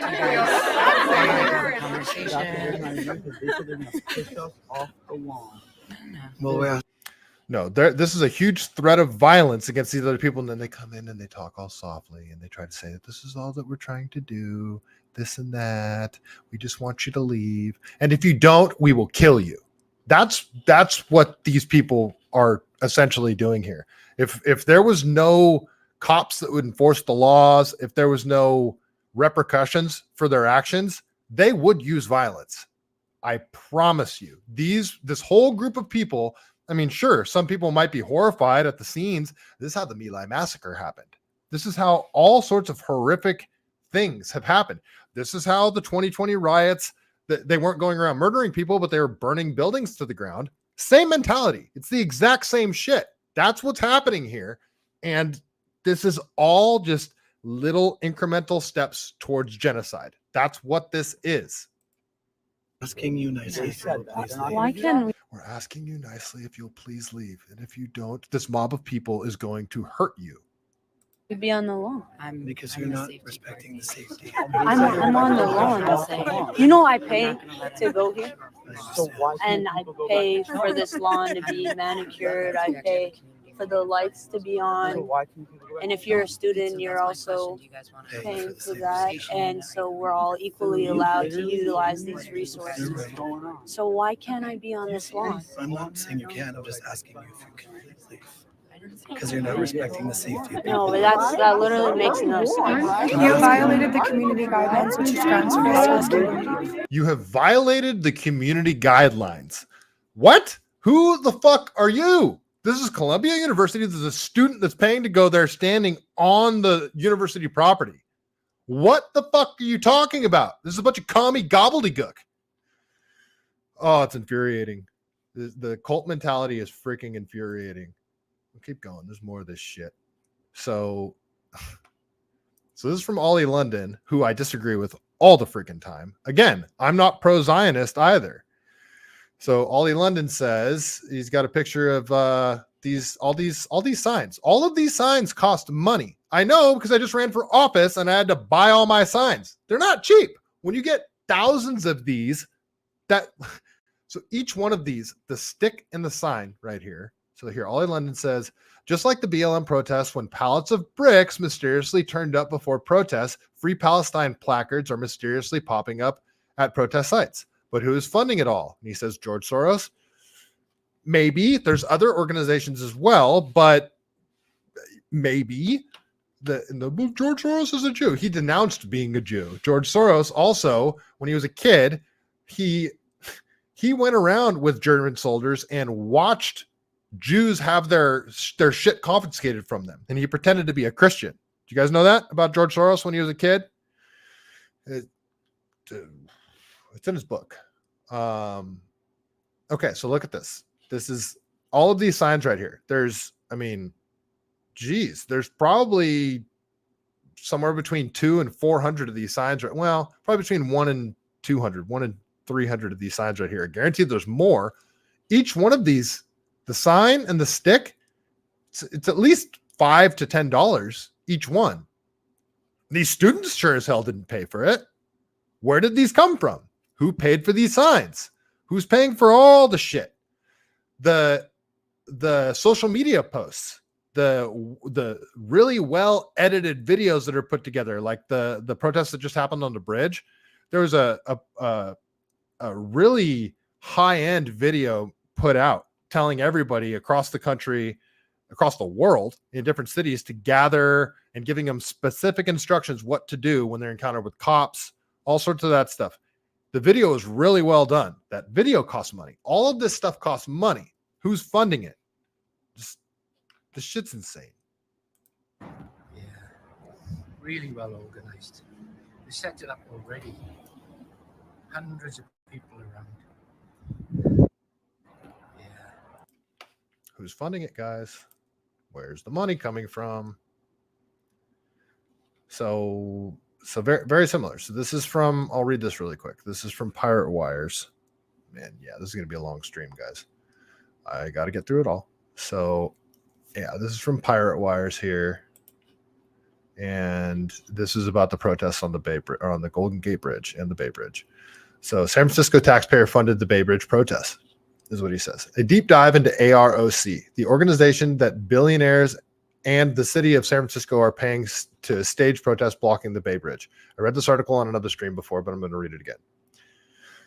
It's 10 in the morning and you're on the road. Traffic isn't moving and you're stuck with your head out the window. In the distance, you see an asshole with a sign. Maybe you agree with the sign, maybe not. It doesn't matter, because whatever the sign is asking you to do, end a war, stop a pipeline, legalize this or criminalize that, is something only a handful of people with power can do.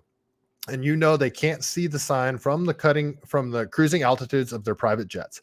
It's happening in LA, New York, Chicago, at Burning Man, and San Francisco Bay Bridge, just to list a few examples from 2023. It's almost certain that by the end of 2024, we'll have a new list. And he's correct. But why? Shutting down the highway or a bridge is a disruption to everyday life and commerce that conveys a sense of grassroots urgency and desperation. In reality, these events are almost always coordinated by long-standing, well-funded advocacy organizations, many of which are bankrolled by giant billionaire-funded NGOs called donor-advised funds. Essentially, these are tax-exempt organizations that funnel money into non-donor chosen causes, allowing donors to take immediate tax write-offs for money that can be distributed at a later date. Since the money is usually pooled but can be earmarked, donor-advised funds also function to obscure exactly who the organization's donors are personally funding. In recent years, donor-advised funds have been behind traffic shutdowns, promoting BLM and environmental issues. For example, in 2019, Extinction Rebellion, you know those guys, protests that shut down the traffic in DC were partially funded by the Climate Emergency Fund, which has links to many wealthy donors, including members of the Kennedy clan. The Kennedys that won't support RFK right now. Of course, climate change is no longer the issue du jour. Since the outbreak of the Israeli-Hamas war in October, many traffic shutdowns have been organized by groups funded by Tides, the NGO conglomerate that has 6 organizations under its umbrella: the Tides Foundation, the Tides Network, Tides Inc., and Tide's Two Rivers funds. Collectively, they have assets totaling over $1.4 billion. According to a 2022 internal audit, one of the earliest donor-advised funds, Tides was created in 1976 by philanthropist Drummond Pike and Jane Bagley Lehman, the latter being the heir to the R.J. Reynolds Tobacco Company fortune. In more recent years, it's received millions of extraordinarily wealthy left-wing billionaires such as George Soros, who have gave to the NGO $22 million in 2021. Like most donor-advised funds, Tides distributes grants to outside organizations. In Tides' case, the money mostly goes to left-wing activist groups. For example, the Tides Foundation has donated to Jewish Voice for Peace, the largest progressive Jewish anti-Zionist organization in the world, according to the website, which on November 3rd organized a protest in Dunham, North Carolina, and blocked rush hour traffic for 3 hours in support of a ceasefire between the Israeli military and Hamas. Of course, Dunham residents stuck in traffic that day had about as much power in the Middle Eastern diplomacy as commuters stranded on the Bay Bridge did 2 weeks later. That protest, which blocked traffic in San Francisco for hours on November 16th, was organized by an activist outfit funded by Tides, the Arab Resource Organization, AROC. But to call AROC merely Tides funded is an understatement. Although AROC describes itself as one of the handful of grassroots organizations building power in the Swana/Arab community, it's anything but grassroots. Legally, it isn't even an independent nonprofit organization. Instead, it's a fiscally sponsored project of the Tides Center, which essentially means it's legally indistinguishable from Tides. For example, AROC's website compels readers to make out checks to Tides Center Arab Resource and Organization Center, since AROC isn't a legally distinct organization. The Tides Center isn't legally required to report how much money donors earmark for it, nor how much it allocates to AROC on the discretionary basis. This legal structure makes AROC's financial black box.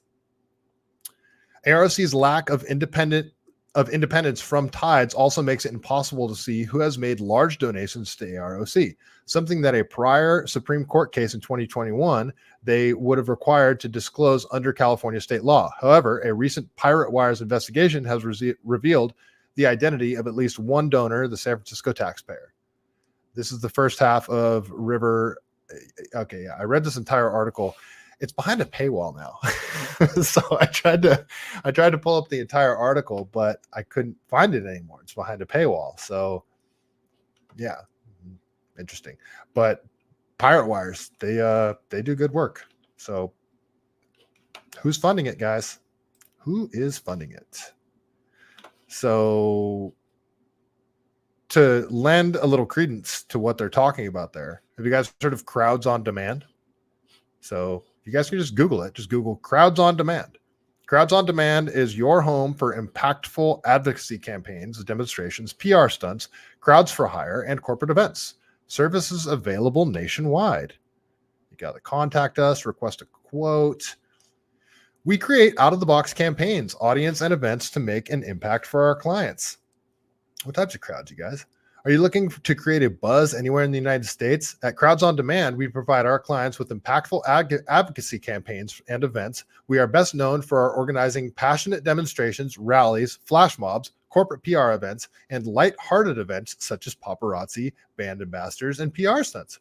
We also have virtual capabilities, including letter writing, social proof, and phone banking campaigns.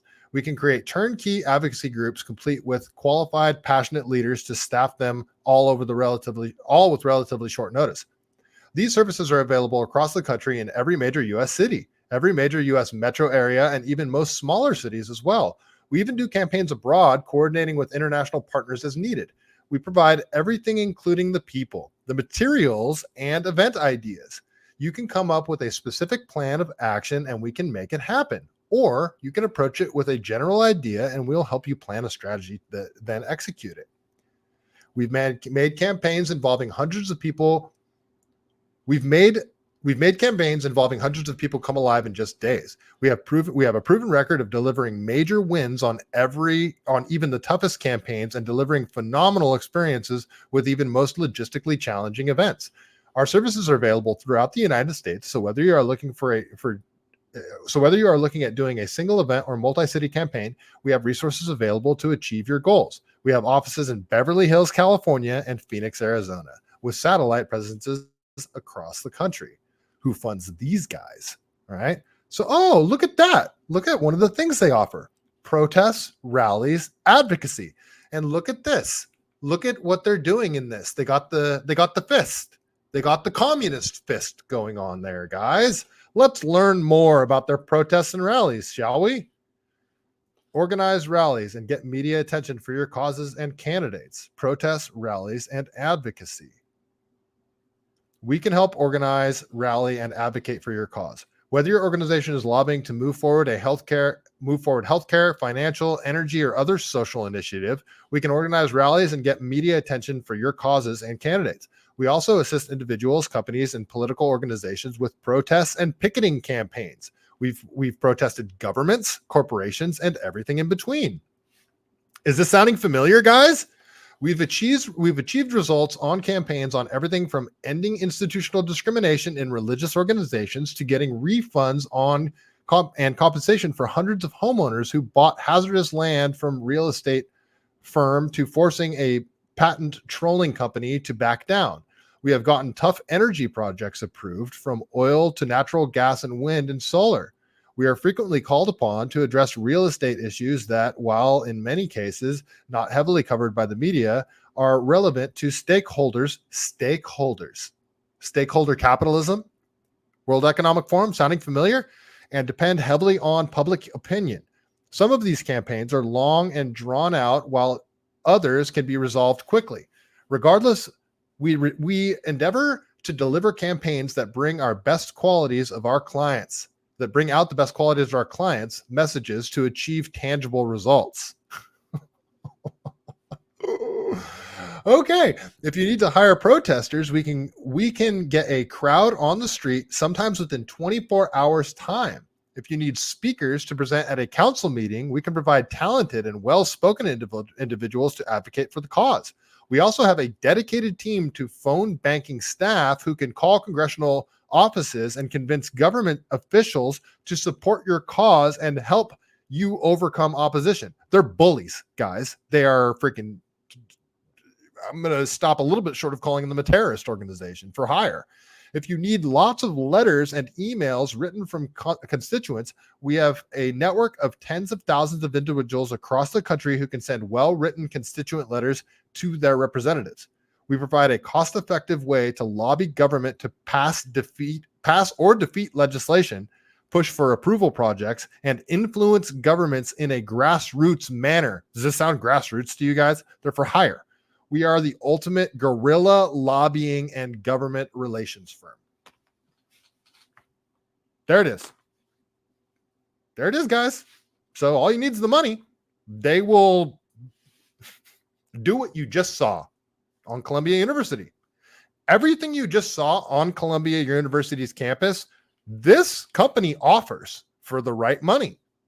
Everything you just saw. The speaker, the signs, even the people. They'll do it for hire. And then once you see a group of other people are going to join in because fear of missing out, they want to be part of it too. Are you guys with me on this? Like, this shit is insane. So let's see.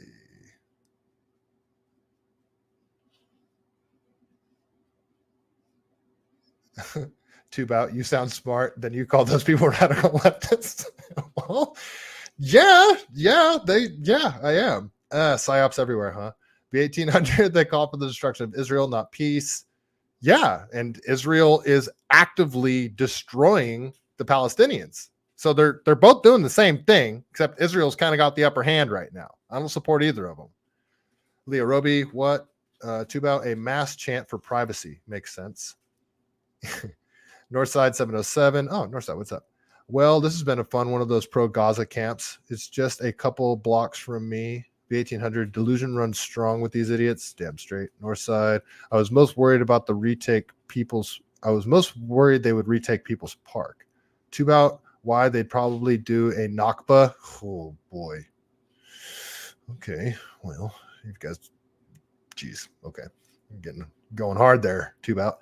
Northside 707. I have an 80% reduction in experience homelessness bullshit since People's Park closed. Interesting. Leo Roby, there you go. Nothing better to do. Do they think they are on TikTok community guidelines? No shit. Omar and Talib, I'm sure helping out. B1800. I can hire gorillas. Yeah, you can. B1800. Okay, let's keep going here. I got more. So this. Okay, so this is sort of my lead in to the January 6th stuff here. So this dude, just hear this dude out because he makes some good points here. So this is, let me see, who is this first? How many riots, protests have been infiltrated by cops or feds? So this group for hire, I mean, I'm not saying they're feds, but I'm not saying that there's some feddy involvement on the back end either. I mean, you heard what this was. They called themselves a guerrilla, whatever they called themselves. That whole thing I just read for you for the crowds on demand. Like, go to their website, you guys. Read this stuff. Like, I didn't even click on all their links. This was just protest rallies and advocacy. Crowds on demand. It's freaking crazy. They said, we are the ultimate guerrilla lobbying and governmental relations firm. And if you got the money, they'll work for you. So would they work for the feds if they were hired? I mean, money's money, right? I'm just saying. So let's go to this guy talking about January 6th stuff. So we know a plethora of January 6th videos have been released. Oh man, do I have a goodie for you guys. But before I show you this clip, I want you to understand when I jump into a live and people are debating about January 6th, I always ask them if they supported BLM. And I go, hey, have you heard about people talking about undercover police at BLM protests? Some of them will say, yeah, I've heard all about it. But the ones that say no, I say, go to TikTok and just search in the videos, undercover police BLM. And you'll find this. This undercover police officer did what? She joined Black Lives Matter under a fake identity. She then tried to get the black leaders to get involved in gun crime. If you're a Trump supporter, just bear with me. I got a couple more clips and then we'll get to the goodie. Trust me. Don't be suspicious. Don't be suspicious. Don't be suspicious. Don't be suspicious. Don't be suspicious. Don't be suspicious. Don't be suspicious. Remember how I told y'all that undercover cops and FBI agents be undercover starting these riots? Jacob Henderson is responsible for starting a riot at AutoZone. He's responsible for breaking the windows of AutoZone and spraying it. That's the dude I was talking about earlier. Yeah, that's the dude that they called him out. The protesters called him out. And tagging other businesses and saying that it was free stuff inside. He was one also responsible for breaking multiple other businesses' windows and setting fires. Not only was he identified, but his ex-wife came out and said that it was him and that she recognized his voice, his eyes, and his combat boots he was wearing. There's a reason why I bring these up in debates, because if they're going to jump into the BLM protest, would that mean that they could possibly be at a January 6th protest? Well, we go undercover as Antifa in a crowd, so can you put that back in? You got a badge. What? We go undercover as Antifa in a crowd. Antifa. It really makes me think why 4 officers unalived themselves after January 6th. So that's always sort of stood out to me too. 4 cops, 4 Capitol police officers committed suicide. Weird. Did they take orders that they needed to cover up? Man, if you don't believe in conspiracies, I don't know what you're doing in this world. Just saying. Just saying, guys. Little sus. All right, we'll keep going here. So I want to talk about the January 6th stuff now. That was sort of my lead into the January 6th stuff. And I'll try not to go past 2.5 hours, but I might. This is going to be a long one, guys. All right, so let's go over to Kyle Becker here. Let's see. Again, Kyle Becker used to follow me, and he unfollowed me, and it made me sad because I like Kyle Becker. He does good work. Makes me sad. Wait, let me check. Did he? Nope, still doesn't follow me. Made me sad. All right. Kyle Becker, National Guard captain, blows up J6 narrative, accuses U.S. government of lying to American people. So he quotes him a bunch of times here, which I'm not going to read because they're going to watch the video, but I will read Kyle's opinion that he adds to it. So he says, this is critical testimony exposing the U.S. government as perpetrating a false narrative of events for the January 6th to frame Donald Trump as participating in a treasonous insurrection when the opposite was true. The President of the United States had pre-authorized deployment of 10,000 National Guard troops and delegated this responsibility to the Secretary of the Army. But instead of deploying the National Guard troops to secure the Capitol during the election challenges in the Electoral College, the Pentagon delayed dispatching troops over an alleged concern for optics, even as the same government would later call January 6th an insurrection, an existential threat to democracy. The U.S. government allowed the January 6th riots to happen in order to frame Donald Trump and his supporters as insurrectionists. It's as simple as that. And he's right. He's absolutely right. And we've known this for a very long time, and they'll call you a tinfoil hat conspiracy theorist if you say that. But all the evidence to support this is there.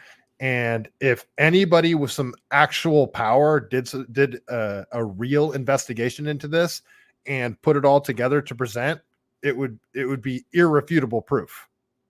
I'm here today to aid the subcommittee in resolving factual errors in the official record of what happened on January 6, 2021, specifically regarding the alleged District of Columbia National Guard delayed response caused by critical presidentially appointed, Senate-confirmed Pentagon senior officials.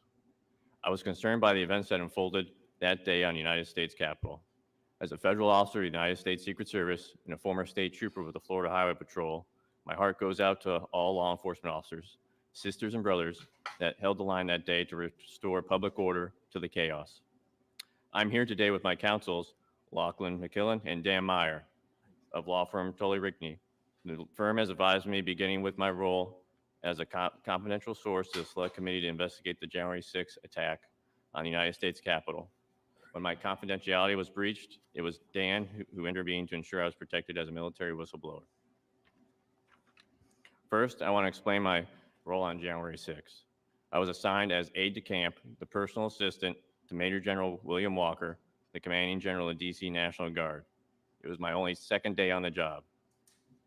Please focus on alleged facts found in the November 16th, 2021 Department of Defense Inspector General's multidisciplinary review into the DC National Guard response and Department of Defense's role that day. I can say unequivocally that the Inspector General's review is riddled with inaccuracies, misstatements, and perhaps false flags and narratives regarding how critical Pentagon senior officials responded when our republic was under great stress. For instance, during a conference call at 2:31 p.m. with members of United States Army, U.S. Capitol Police, Metropolitan Police Department, District of Columbia Government, and U.S. Secret Service Uniform Division, the U.S. Army's Lieutenant General Walter Pyatt, Director of Army Staff, and the Army's Lieutenant General Charles Flynn, Director of Chief of Staff of Operations, were on the call. Hey, if you guys are watching right now, can you do me a huge favor and hit that like button? Be very, very helpful. Also was Colonel John Lubis, Executive Officer to the Secretary of the Army. The Army falsely denied that General Flynn was ever on the call. This is false and material on its face. Lieutenant Flynn was on the call and even participated in discussions. The Defense Inspector's review also rounds language, papering over the fact that Lieutenant General Pyatt and Lieutenant General Flynn, while on the call, discussed how they did not like the optics. That is a direct quote.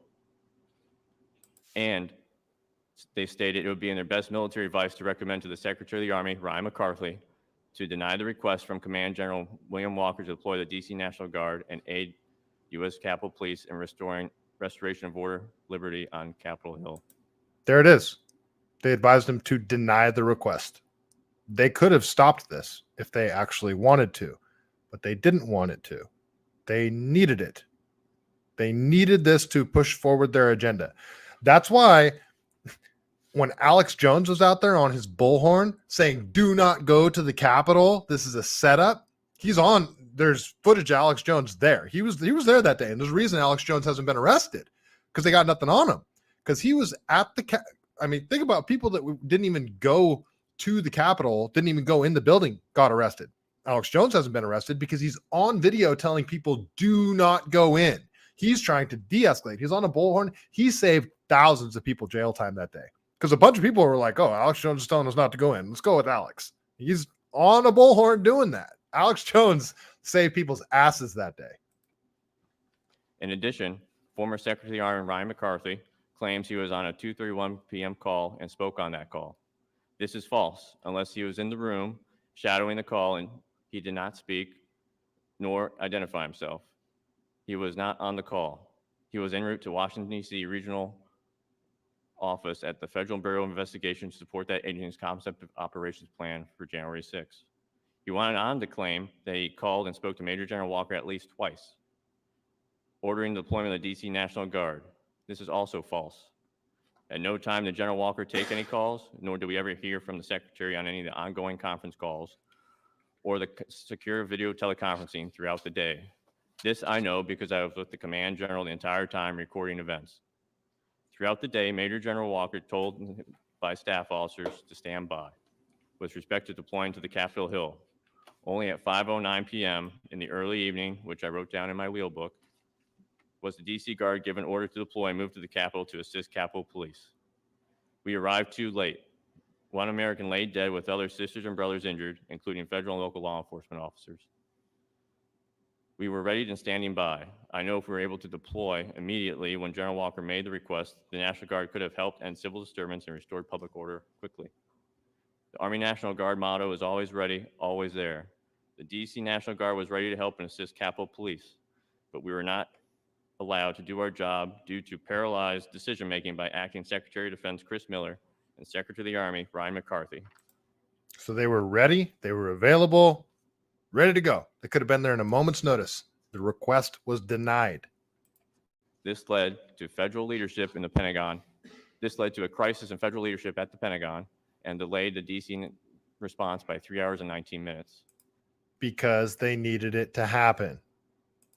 Thank you for the opportunity to appear before you today and articulate the facts as they happened. I look forward to answering any questions you may have.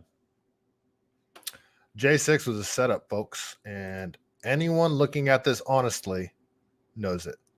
J6 was a freaking setup. All right, let's listen to Clay Higgins. He talks about this too. You guys know Clay Higgins? This dude's awesome. Moment that I'm able to reveal that stuff, I will. I mean, if you clearly have men dressed as Trump supporters walking around inside the Capitol on the other side of police officers who are. So I don't know why people think this is such a far-fetched idea either. I showed you footage earlier of Elijah Schaffer at the Kenosha protests wearing a Black Lives Matter shirt. That's all he had to do is put on a shirt. Blends in with the crowd. He's not a Black Lives Matter supporter. If any of you guys know Elijah Schaffer, he's certainly not. Now, what is stopping paid government officials from doing this even better because they're trained to do it? Patriot Front guys that show up and they're in a back of a U-Haul truck, all get busted there together. Nobody ever sees them where they park or all this stuff. I mean, in theory, Patriot Front could be one of the crowds for hire shit. Like, they don't even necessarily have to be feds. That crowds for hire organization would do that if they were paid the right price. Or to one extent or another, not engage with them, like they're not concerned about them. Then you have a set of closed doors, like exterior doors and interior doors closed, and you have police officers positioned outside and then in between the two doors, and then on the inside of the second set of doors won't open yet. What so if time you have was video, this was a couple of the videos that like Trump was still speaking. And then on the inside, looked like Trump supporters walking around in groups of 5 or 6. So these would be clearly separated physically and by doors and by police officers from the guys on the outside. So any reasonable man would come to the conclusion when you have videos of the doors being opened and police officers allowing Trump supporters that had gathered at the door to now enter. No violence, just walking in, just come on in, some fist bumps and come in, a second set of doors open. And then there's a group of Trump supporters on the steps, the interior steps, saying, come on this way, this way. What does that Any tell you? reasonable man would look at that and say, this was a coordinated effort by law enforcement to have these people come in. So who was that? It had to be, I think it's nefarious forces and part of the whole agenda of the FBI with their involvement of this whole thing. We have other evidence, specific observations of police officers, Capitol Police or Metro or both, entering rooms and here in the Capitol in uniform and coming out as Trump supporters and construction workers. So You've seen that. yeah. So why has that video not been released yet? One would say that's a pretty good clue. Yeah. The other reason that we believe is just practical to have someone that knows how to get around. I mean, you know yourself, you can't walk around this place and know where you're going. You have to be here for years and years. The Capitol is a maze. That's right. And it's incredibly difficult to get around. You have to know where you're going. So you had to have people that were very familiar with the Capitol itself in order to lead some random groups of citizens that have come from every corner of the country, in many cases never been to D.C. before, much less walked around in the Capitol. So it just makes sense that the Trump supporters that were leading the way and were clearly already inside the Capitol before the doors were open were working in coordination with the FBI agents and assets that were embedded into the crowd. In some cases, in these groups had been embedded for months. This is ugly stuff we're discussing, but the American people deserve to know the truth, and I intend to see that it happens. So there's people with Trump derangement syndrome that their mind has been sufficiently subverted, as Yuri Bezmenov says, that if you showed them irrefutable evidence on camera, like, here, look, these are the Capitol Police officers letting Trump supporters in. Here is officers that are identifying themselves, changing into Trump clothing, MAGA clothing, and blending in with the crowd. Here's other officers doing whatever. You show them irrefutable proof that that's what happened, that January 6th was a setup. You hear the testimony of the dude talking about how they were denied the National Guard. They were denied. The National Guard was ready to go. You show them all this irrefutable proof, they will refuse to admit that anything even slightly hinky went on. Nope. Donald Trump's an insurrectionist. He told them to overthrow the government. Like, that's what people have been. It's brainwashing. I can't think of a better word to describe it. The corporate press, people that just sit there and all they watch is CNN, MSNBC. I mean, even people that work for the corporate press have been like, it's brainwashed. I don't know what else to call it, because you can't convince them otherwise. You could be like, no, look, here is the proof right here. They will not look at it. Or even if they look at it, they will not acknowledge it. Subversion. Keep going. J6. So this is just this is from March. So breaking: DOJ has charged influencer Isabella DeLuca for touching a table that came out of the Capitol during January 6th. I repeat, she got charged for touching a table. He writes in capital letters. She was arrested 3 days ago and specifically charged with 5 counts, which included theft or government property and aiding and abetting theft of government property, parading, demonstrating, or picketing in a Capitol building. This is absolutely ridiculous. And it is. These are misdemeanors, right? I showed you guys earlier somebody throwing a Molotov cocktail at cops, burning buildings to the ground. This is why I'm showing the January 6th stuff at the end of this, because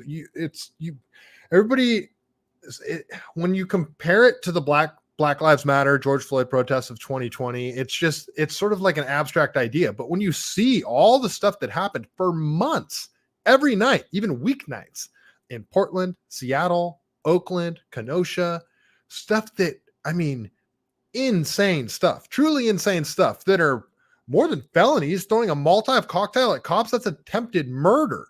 They tried to burn down the that police officer, the precinct or whatever in, I don't think it was Kenosha, but in Minnesota, that they burned it to the ground. Then the federal building in Portland, they tried to burn it to the ground with people in it. This is terrorism. These are people on January 6th that got charged with misdemeanors and they're trying to lock them up for years. Like, look, and January 6th was a freaking setup. They wanted all of this to happen to achieve their political ends. It's insane. The whole thing is just insane.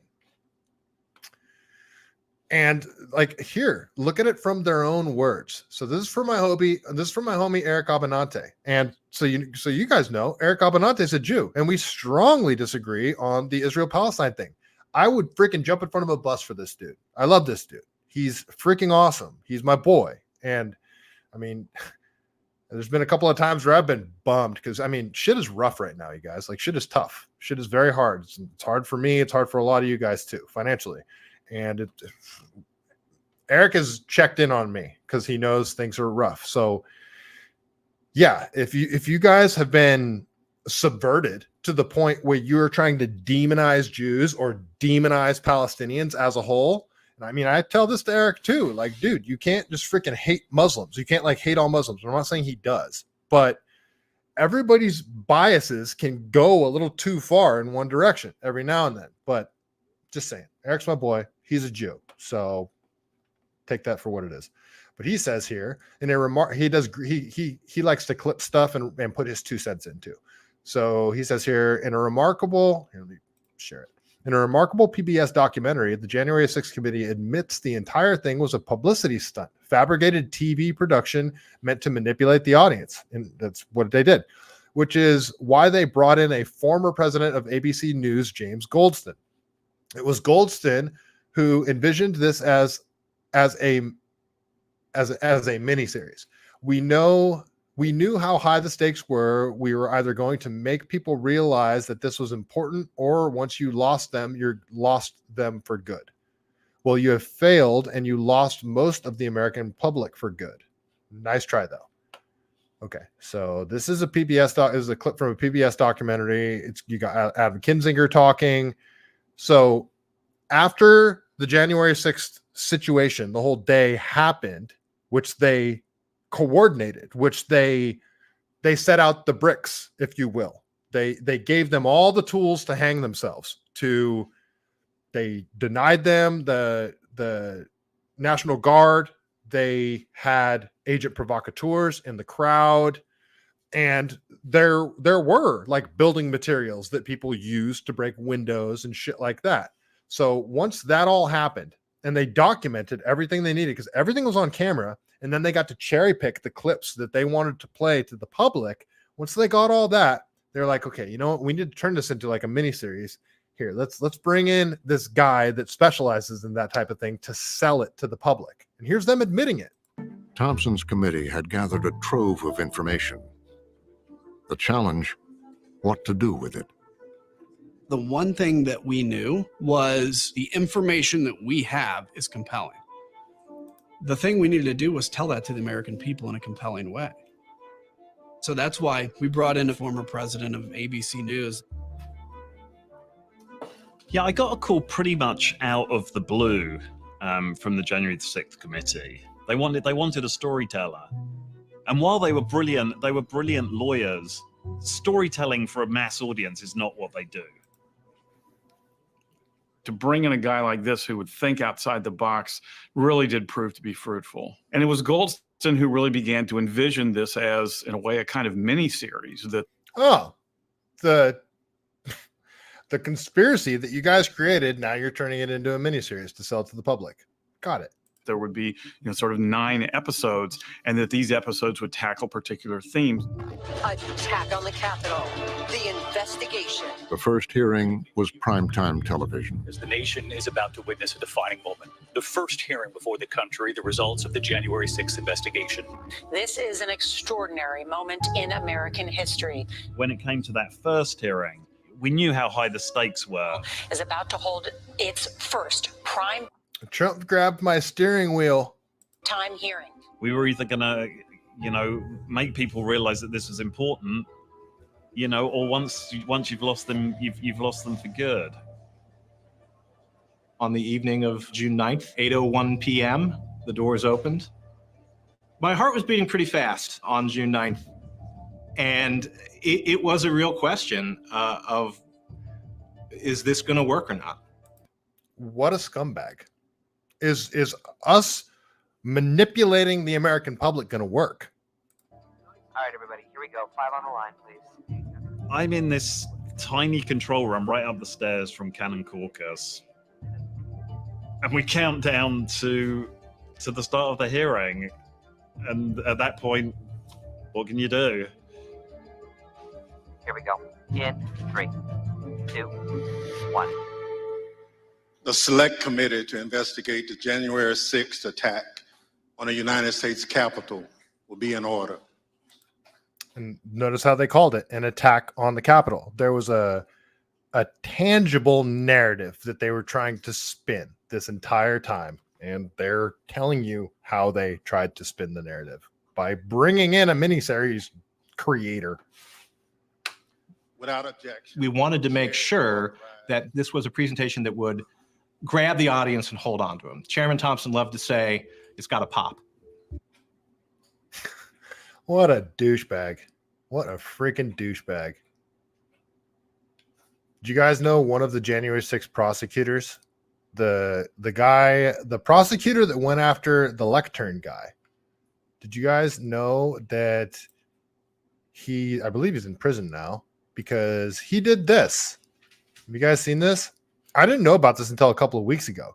He got in a road rage incident and he pulled over in front of the guy, like blocked him from going forward. He hops out of his car and goes up to the dude and starts stabbing him repeatedly.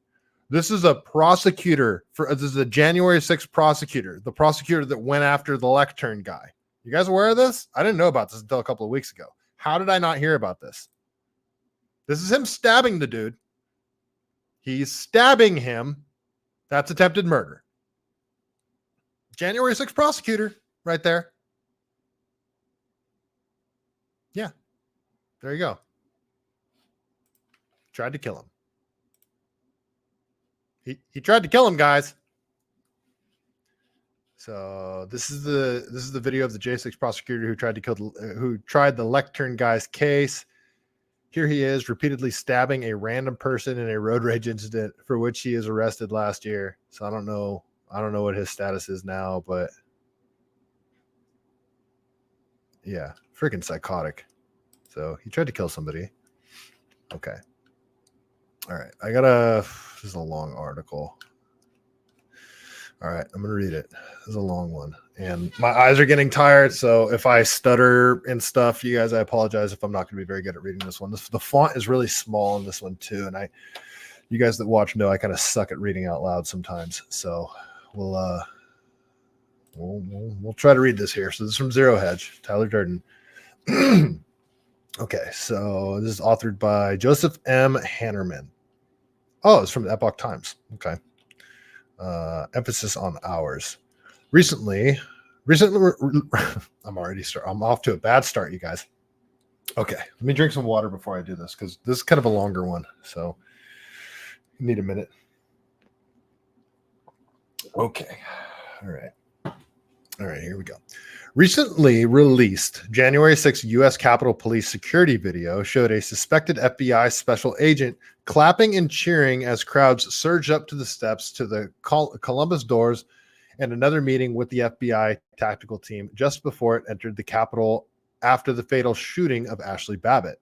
The videos were first identified by defendant William Pope of Topeka, Kansas, in a court filings on his own January 6th criminal case. Exhibits Mr. Pope originally filed under seal have become public since the release of thousands of hours of January 6th security footage by a committee on House Administration Subcommittee on Oversight. 2 possible FBI agents and a third unknown colleague with John D. Guandolo, the FBI's former liaison with U.S. Capitol Police at the Woman for a Great America event on the east front of the Capitol on January 6, 2021. According to Mr. Pope, in a sworn testimony in a December 2022 Alaska civil court trial and in numerous media appearances, Mr. Gundalo said he was with 2 FBI special agents and a colleague with whom he traveled to Washington on January 6th. Mr. Gundalo also indicates that he was also introduced to other FBI personnel at the Capitol that day. Mr. Pope is seeking to compel federal prosecutors to identify them all. He said even if the men were on the Capitol on personal time, their free movement around the grounds shows they did not believe the Capitol was off limits to the public. Mr. Gundalo, who handled counterterrorism and criminal investigations for nearly 13 years from 1996 to 2008 as an FBI special agent, he said he was at the Capitol in a personal capacity and went primarily to pray. Okay. He was interviewed by the FBI about his January 6th visit on July 6, 2022. A heavily redacted copy of the FBI 302 interview summary has been made public. This is huge. Security video shows that the crowd broke through the police line on the East Plaza and surged up to the steps of the Columbus doors. One of Mr. Gundalo's colleagues clapped enthusiastically. Oh man, this is huge, the man said, heard on Mr. Gundalo's cell phone video that showed the crowd ascending the east steps. The Capitol Police security camera 7231, which looks out at the house egg on the east front, Mr. Gundalo was seen filming while standing on a chair just before 2:05 p.m. The clapping man wearing a gray knit cap and dark coat is identified as Mr. Pope's court filing as the clapper and colleague 2. While colleague 2 cheered the protesters advance on the Capitol, a man on Mr. Gundalo's left, colleague 1, had his phone raised, presumably capturing his own video of the advancing crowd.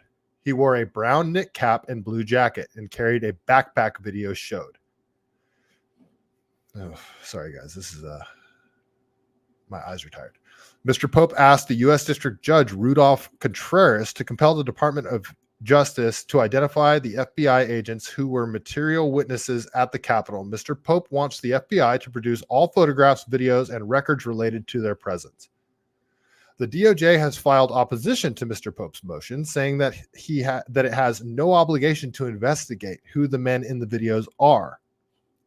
Oh, they just don't want to get to the bottom of it. How weird. Some of the exhibits in Mr. Pope's February 12th motion were redacted, but the release of thousands of hours of January 6th security video by the subcommittee on oversight allows them to be released publicly, Mr. Pope said. Capitol Police security video shows Mr. Gundalo, colleague 1 and colleague 2, often trailed by a third unidentified man, colleague 3, moving about the Capitol grounds.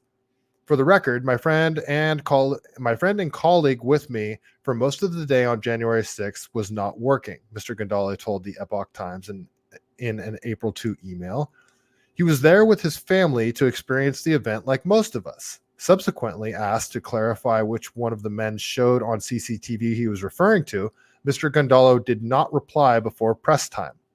The other FBI guy I saw there cannot speak about their capacity that day, Mr. Gundalo added. Mr. Gundalo said he testified for the defense in the criminal trial on January 6th, defendant Rebecca Lavrance on March 28th, and has been asked to testify in several upcoming cases. Mr. Gundalo has said his statements about January 6th have been very public and very clear. There was an insurrection and revolution, and it was not done by the participants of January 6th, but by the senior government officials of the U.S. government, he said. Right to be there. The video from Mr. Gundalo and security cameras also indicates that active duty FBI agents perceived events at the Capitol to not be a crime, Mr. Pope wrote in his motion. From the clapping and celebrity expression, we can conclude that the FBI agents were in favor of people accessing the building and that they believed the people had a First Amendment right to be there.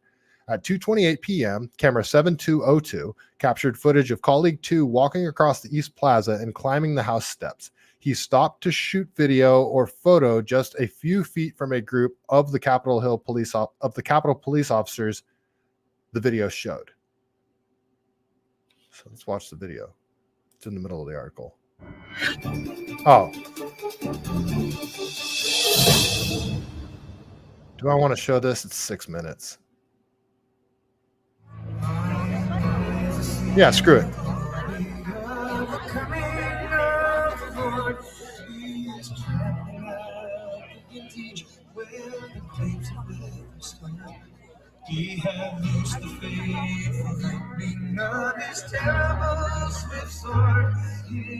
So this is that super violent insurrection, you guys. Truth is marching on. I have seen him in the front of the country camps. They have built him.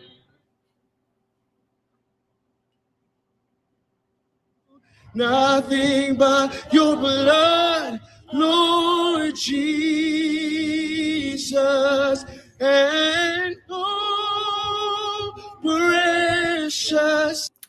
So I want to remind you guys that CNN reporters, I believe it was CNN, when they were standing in front of burning buildings during the Summer of Love riots, standing in front of burning buildings, said mostly peaceful protest.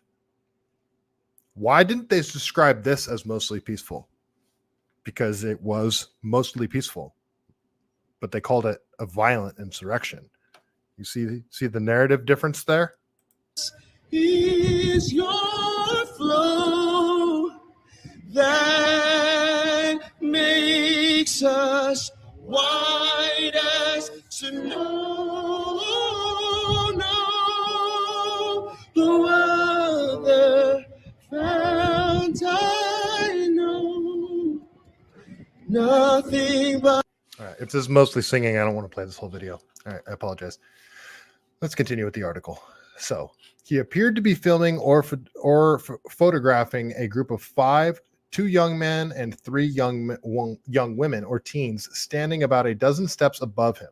The 5 then descended the stairs and walked off camera with colleague 2. The group of 5 young adults was also seen walking immediately in front of Mr. Gondalo and his 3 colleagues on the House Plaza egress. Camera 0811 at 2:55 p.m. and on camera 0681 on the Southwest Walk at 2:57 p.m. Video shows. One of the young adults carried a conversation with colleague 2 during the part of the walk. Since this FBI agent has professional law enforcement training and since he has found it permissible to walk up the steps while the Capitol Police officers looked on nearby, it is reasonable for me to conclude that the FBI agent will provide favorable testimony about the permissive actions of police that is likely to sway the jury from a determination of guilt, Mr. Pope wrote. At 2:32 p.m., an FBI tactical team drove onto the East Plaza in a MRAP, mine-resistant ambush protected vehicle. After the dark green vehicle was parked, colleague 1 came to the area of the Woman for a Great America event, walked around in front of the vehicle and spoke to someone inside the front passenger door for approximately 5 minutes, video showed. This could indicate the FBI, colleague 1, was indeed on the clock and at the Capitol on January 6th, or that the uniformed FBI SWAT team did not consider the events at the Capitol to be a pressing matter, and that they had time to shoot the breeze with an off-duty FBI colleague, Mr. Pope wrote. Members of the FBI SWAT team were seen on a security video entering the south door of the Capitol just before 2:50 p.m. They immediately turned right down a side hallway and helped Capitol Police carry out a mortally wounded Miss Babbitt, who had been shot outside the speaker's lobby minutes earlier. Unarmed Ashley Babbitt that was shot in the neck at point blank range. Miss Babbitt was set on the floor near the south entrance, and emergency care was provided by the FBI medics and Capitol Police until paramedics from the District Columbia Fire, the EMS department, took over. So, like, the whole Ashley Babbitt thing too. Like, everybody just not Trump supporters or conservatives or people that are actually looking at this with honest eyes look at the Ashley Babbitt thing as anything less than a murder. But why aren't leftists outraged about the Ashley Babbitt situation.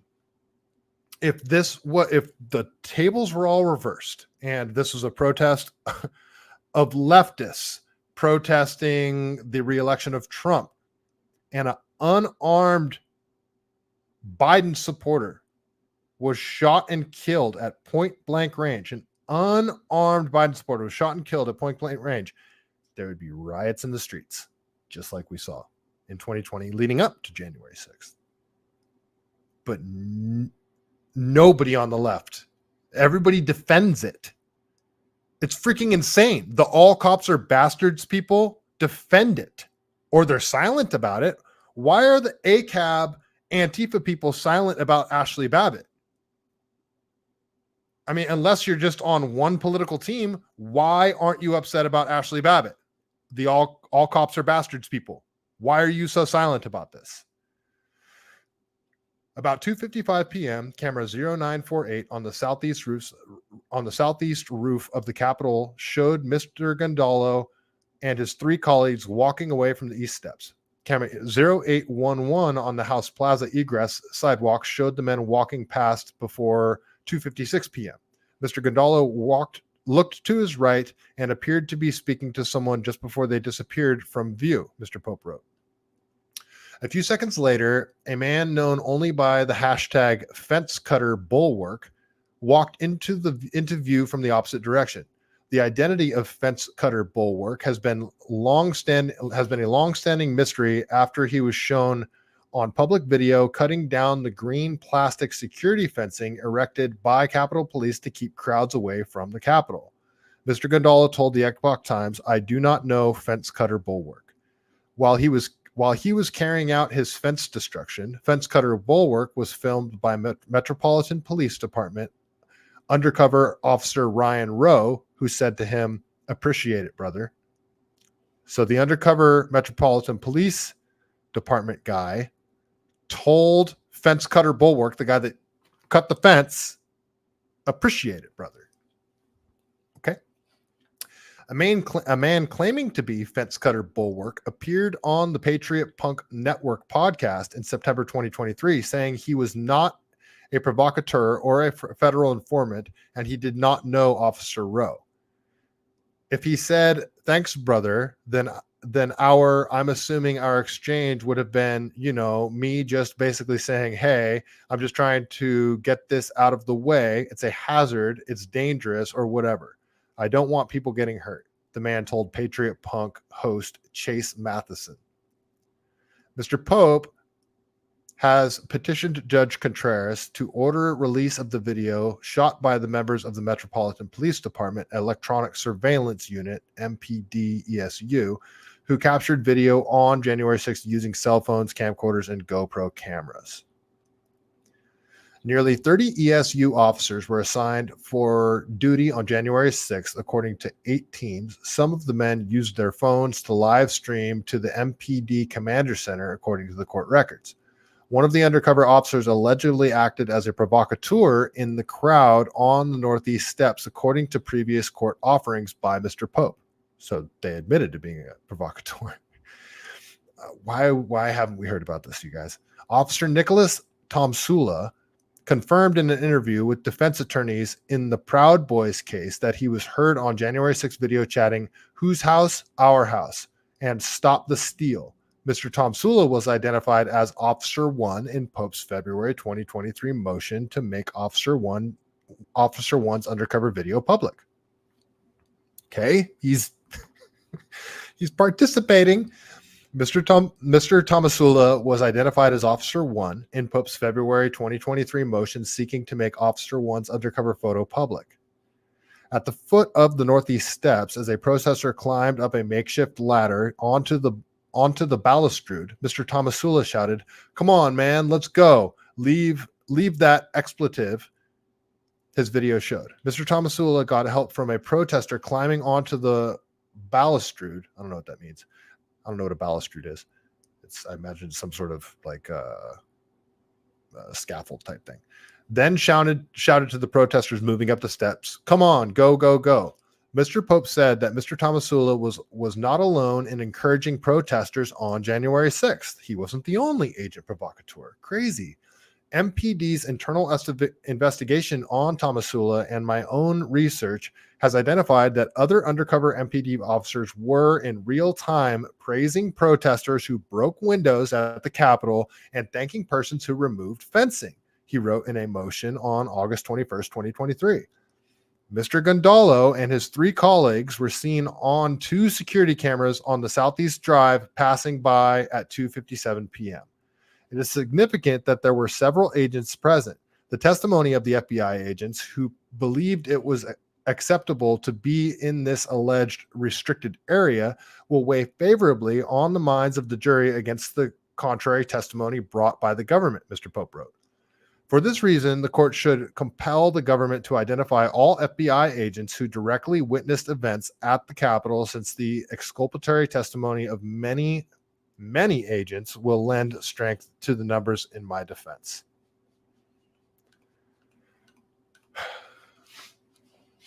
So they set it up. They let it happen. They denied the National Guard. They had agent provocateurs in the crowd. January 6th was a setup. All right, let's keep going here.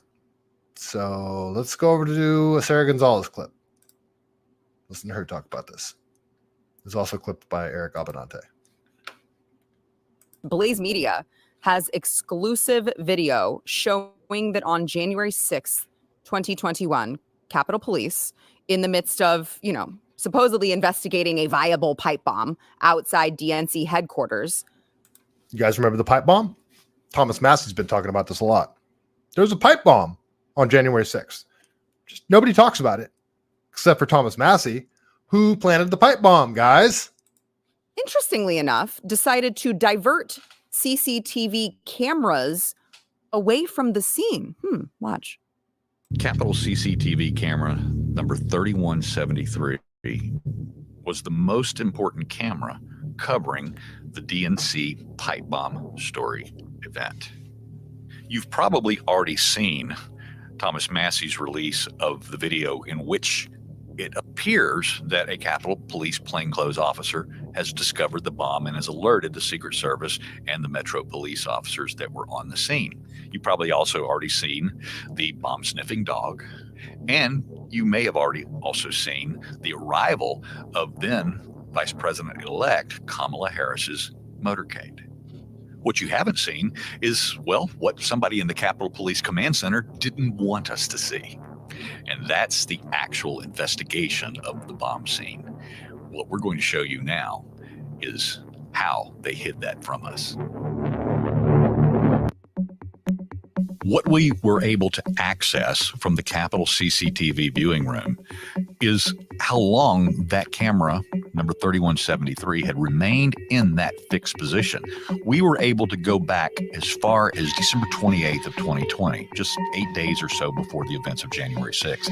And from that review, we could see that the camera's positioning was in that fixed position for days, weeks, months. But ultimately, it was only just these very few minutes after the bomb's discovery that that camera began to move. The camera then began to move, pan, zoom in, looking for the bomb itself. The one thing that we know for sure is that camera 3173 was the most crucial of all the cameras. It had the closest and the clearest view of what law enforcement's response, what their investigation, and ultimately the destruction and detonation, or the attempted detonation of the bomb would be by the bomb squad robot. But inexplicably, and I'm getting tired of using that word every single time we do one of these investigations, but that seems to be the key word when it's related to January 6th, is that at approximately 1:40 p.m., camera number 3173 was remotely directed away from the scene at about a 90-degree angle, and then it remained in this newly fixed position away from the investigation for the rest of the day, or at least until midnight on January 6th. Huh. How weird. Super weird. I wonder what that means. Super weird, guys. Okay, let's keep going. We're almost through it. Let's go over to Colin Rugg here. He says, Justin, House January 6th committee deleted 100 plus encrypted files just days before Republicans gained the majority, according to Fox News. Republican Representative Barry Loudermilk, who is leading an investigation into the security failures of January 6th, was supposed to receive 4 terabytes of archived data. He only received 2, according to Fox News. According to the forensic team, 117 files were deleted and encrypted on January 1st, 2023, just days before Loudermilk was supposed to receive the files. As you acknowledge in your July 2023 letter to the Select Subcommittee to investigate the January 6th attack on the United States Capitol, did not archive all committee records as required by the House rules. Loudermilk wrote to a former chair rep, Benny Thompson, Democrat. You wrote that you sent specific transcribed interviews and depositions to the White House and Department of Homeland Security, but did not achieve them with the clerk of the House. Did not archive them with the clerk of the House. Apologies. My eyes are tired. The video below shows Jacob Chansley telling protesters to go home and to be respectful of January 6th. So this is just Jake Chansley talking.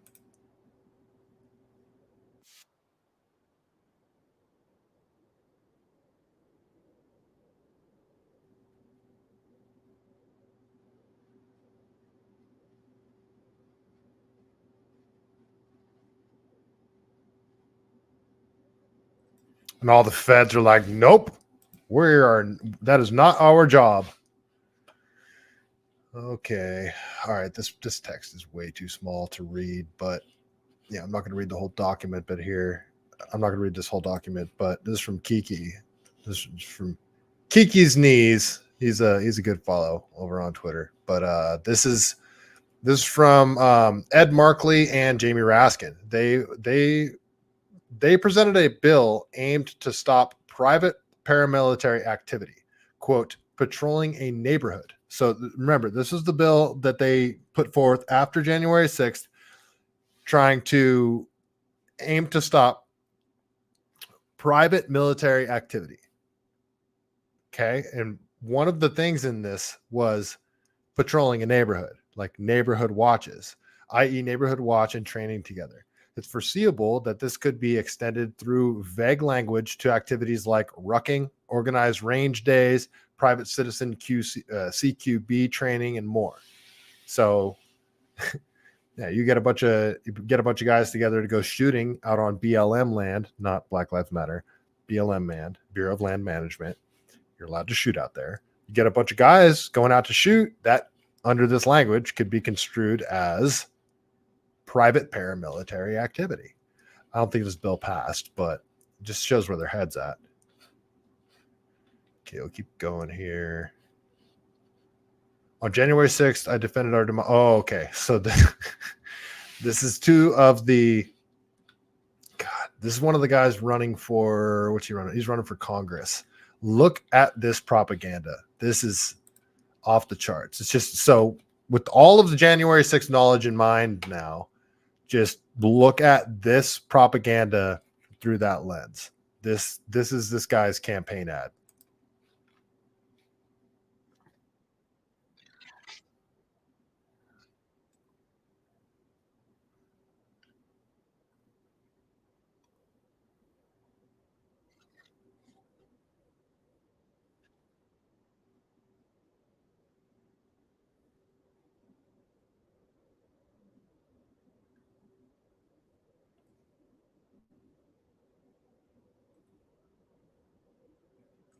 Do you guys still got audio? I just got a notification that I lost audio.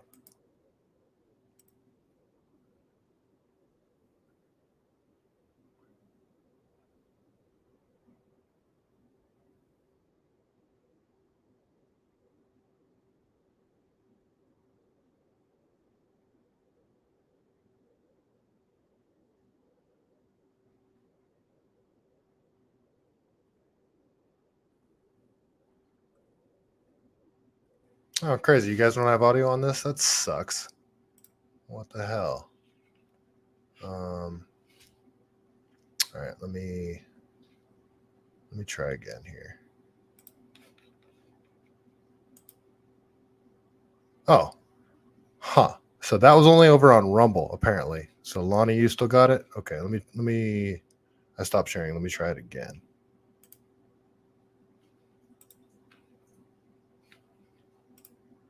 Again, this is Harry Dunn's campaign ad. I'm going to start it over. Sorry, you guys watching on X. All right. You guys over on Rumble, tell me if you got audio on this. On this day, my role was as a Capitol Police officer. I'm Harry Dunn, and that meant putting aside who I am, a father, a Marylander, a Democrat, because I swore an oath to protect our Constitution, to protect our democracy. It's what allowed me to protect some members of Congress. Northside, you got audio on this?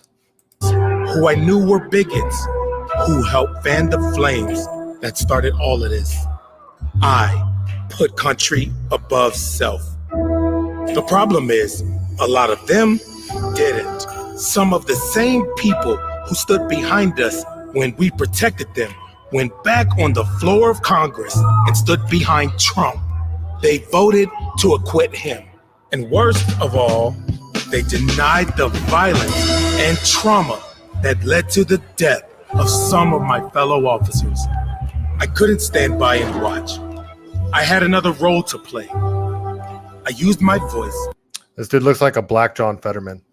To speak out, to get into good trouble. And a few weeks ago, I left the force after more than 15 years of service, so that today I can announce I'm running for Congress. We can't ever let this happen again. And you've heard it from Trump himself. He is hell-bent on finishing what he started this day. I'm stepping into a new role today, but I can't do it alone. I believe every one of us has a role to play in this fight. So join me. We've got a democracy to protect.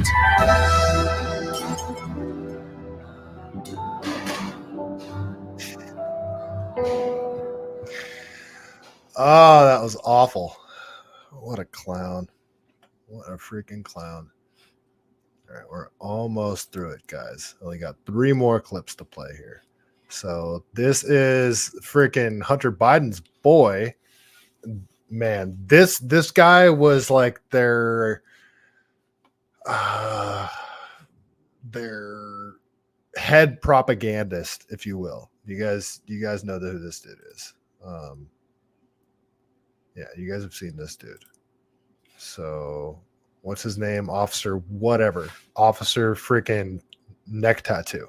But look how he looks dishonest in everything that he's saying here. Like, yeah, just watch it. So this is, I can't even remember his name, but this is one of the Capitol police officers, the guy they put on the stand. I think this guy cried on the stand, or was that just Adam Kinzinger?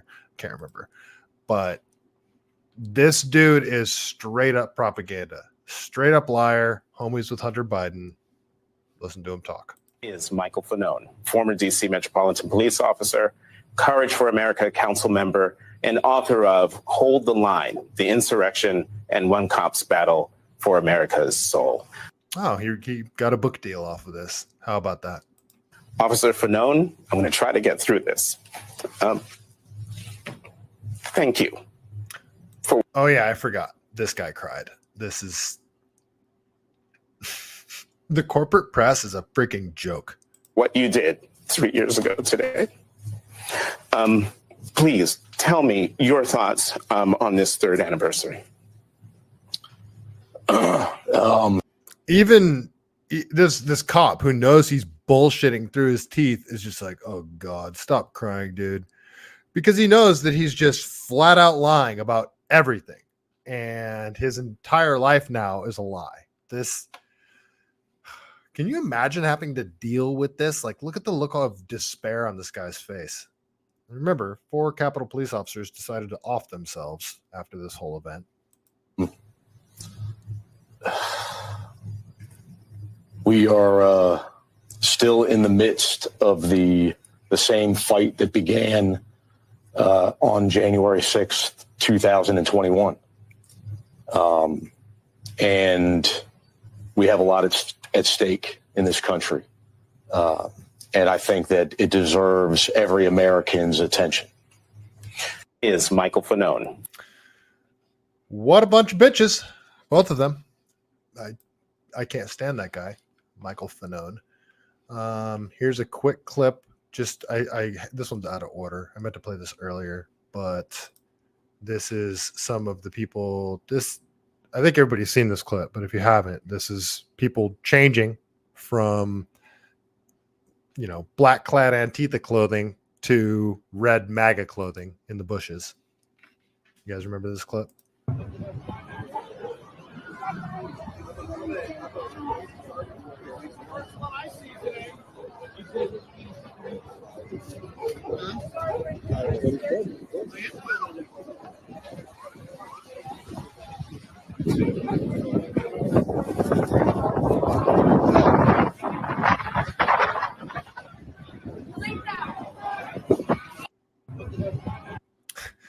And the chick yells to delete the video.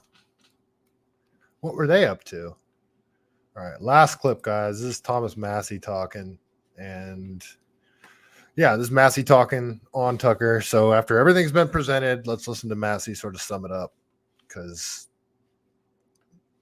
we're still missing a bunch of the videos from January 6th. Probably the most compelling videos, 2 terabytes of videos we're still missing. So let's listen to Massey talk about it. He's been leading the charge against this. He's been the one talking about the pipe bomb situation. Thomas Massey serves in the Congress. He did then, he does now. He represents the Commonwealth of Kentucky. Congressman, thank you so much for coming on. I have never seen members of Congress accuse the other, I mean, there's usually a kind of fraternity in the Congress. You're all members of Congress, 435, accuse their colleagues unfairly, without any evidence at all, of committing felonies. What's your response to this, to the lying from your colleagues in the Congress? You've exposed so many lies tonight with these tapes that it's changed my perception of what happened 2 years ago, and I was there. The tapes of people milling peacefully about. And my hat's off to your producers for sitting over there and going through hours of this. Yes, but I would love to unleash the resourcefulness of the American public on these videos. I think they should be released. I think it's poppycock that they can't be released because of some security issues. Look, Who says poppycock? When's the last time you guys heard someone say poppycock? I love Thomas Massey. Yeah, we're still missing 2 terabytes of videos, guys. The one who's supposed to be secured by these buildings, and right. I'm not worried about releasing them. They need to be released. In fact, there was a Rasmussen poll that just came out. This showed over 80%, 78% of Democrats and 86% of Republicans say that all the videos should be released. And they should, because as you said, Tucker, who are those people that don't want the videos released? You're suspect as hell. You didn't have facial recognition software there. We also we need a complete catalog of all of the feds who were there. Tell us who they were. Let's watch the videos and let's see what they did, because there's some really strange behavior on those videos of people behind the police lines in plain clothes, like touching them on the shoulder, talking in their ear, walking around boundaries as if they weren't even there. It's very odd. I'm the one who asked Merrick Garland. I showed him the tape of Ray Epps. The Democrats didn't like it. I had to show it on an iPad for Merrick Garland to watch it. And then he refused to say how many feds were there. But that was also in the Rasmussen poll. 57% of Democrats think that it's at least somewhat likely that feds, agents of the federal government, were not just there, but were also encouraging people to riot or go into the Capitol. And remember what I said about, Crowds for Hire, that organization Crowds for Hire.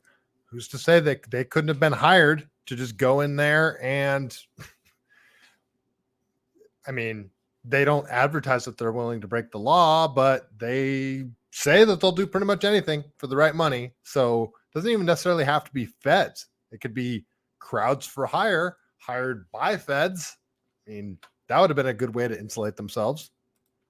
It's very clear from the footage that our producers bravely slogged through for 3 weeks, and God bless them for doing it, that's exactly right, that federal agents encouraged the violence that day. We're just a TV show, and we can't show people without proof of who they really were. But I agree with your assessment completely. That obviously happened. Congressman Thomas Massie of Kentucky, thank you so much for coming on. Appreciate it. Thanks, Tucker, for getting this out there. Of course. Still a whole bunch of footage we haven't seen, guys. All right.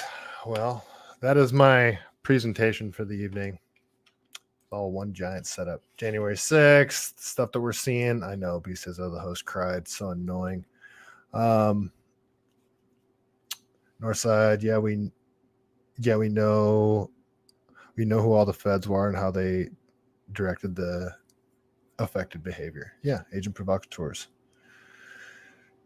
V1800, he's a central casting traitor posing as a patriot. Yep. It's so freaking annoying, all of it. Yeah, B says, oh, he even looks like Hunter. I know. The whole thing is freaking. Yeah. So, yeah, I hope this episode made sense, because I wanted to sort of bring it from the 2020 George Floyd riots to the stuff that you're seeing on, what is it, Columbus University? Can't even remember the campus now. And the January 6th stuff, sort of. And also show you guys that there is an organization out there called Crowds for Hire that's willing to be hired and pretend to be protesters and push a political narrative. You know, guys, go to their freaking website, crowdsforhire.com. It's a real thing. And who's funding all this stuff? Where are the signs coming from? Who put the bricks there? All this stuff, you know, it's a giant psyop. Mostly peaceful psyop. All right, guys, that's all I got. This is definitely my longest episode. So almost 3 hours, 3 freaking hours. Yep. I'm doing longer. So Cali girl, Marcy is your name. All right. I'll try to remember next time I see Mahanish on there. So Marcy, thanks for hanging out. V1800, Ganko 1, Anon 101, Northside, Leah Roby. Let's see who else we got. Hopefully I got all you guys over on Rumble, but I didn't miss you guys. Lonnie, Colin, B Sizzo, Wally World. Yep. All right. Thank you guys so much for hanging out. I know that was a long one. So you guys that stuck around from the beginning to the end, you guys are the best. Before you get out of here, if you guys could hit that like button, give it a repost, send it to a friend. Word of mouth is how this show spreads. So if you guys enjoy what I do, you know, tell a friend to tune in, send them an episode, all that good stuff. So, all right, you know, we do it. Before we get out of here, we got to read a joke from the greatest book ever written, The Truth About Chuck Norris. Let's see, what do we have tonight? Colin, thanks for hanging out, man. I appreciate you guys that stuck it through all the way to the end. I know it was a long one. Oh, I already read that joke. At some point, I'm going to run out of Chuck Norris jokes.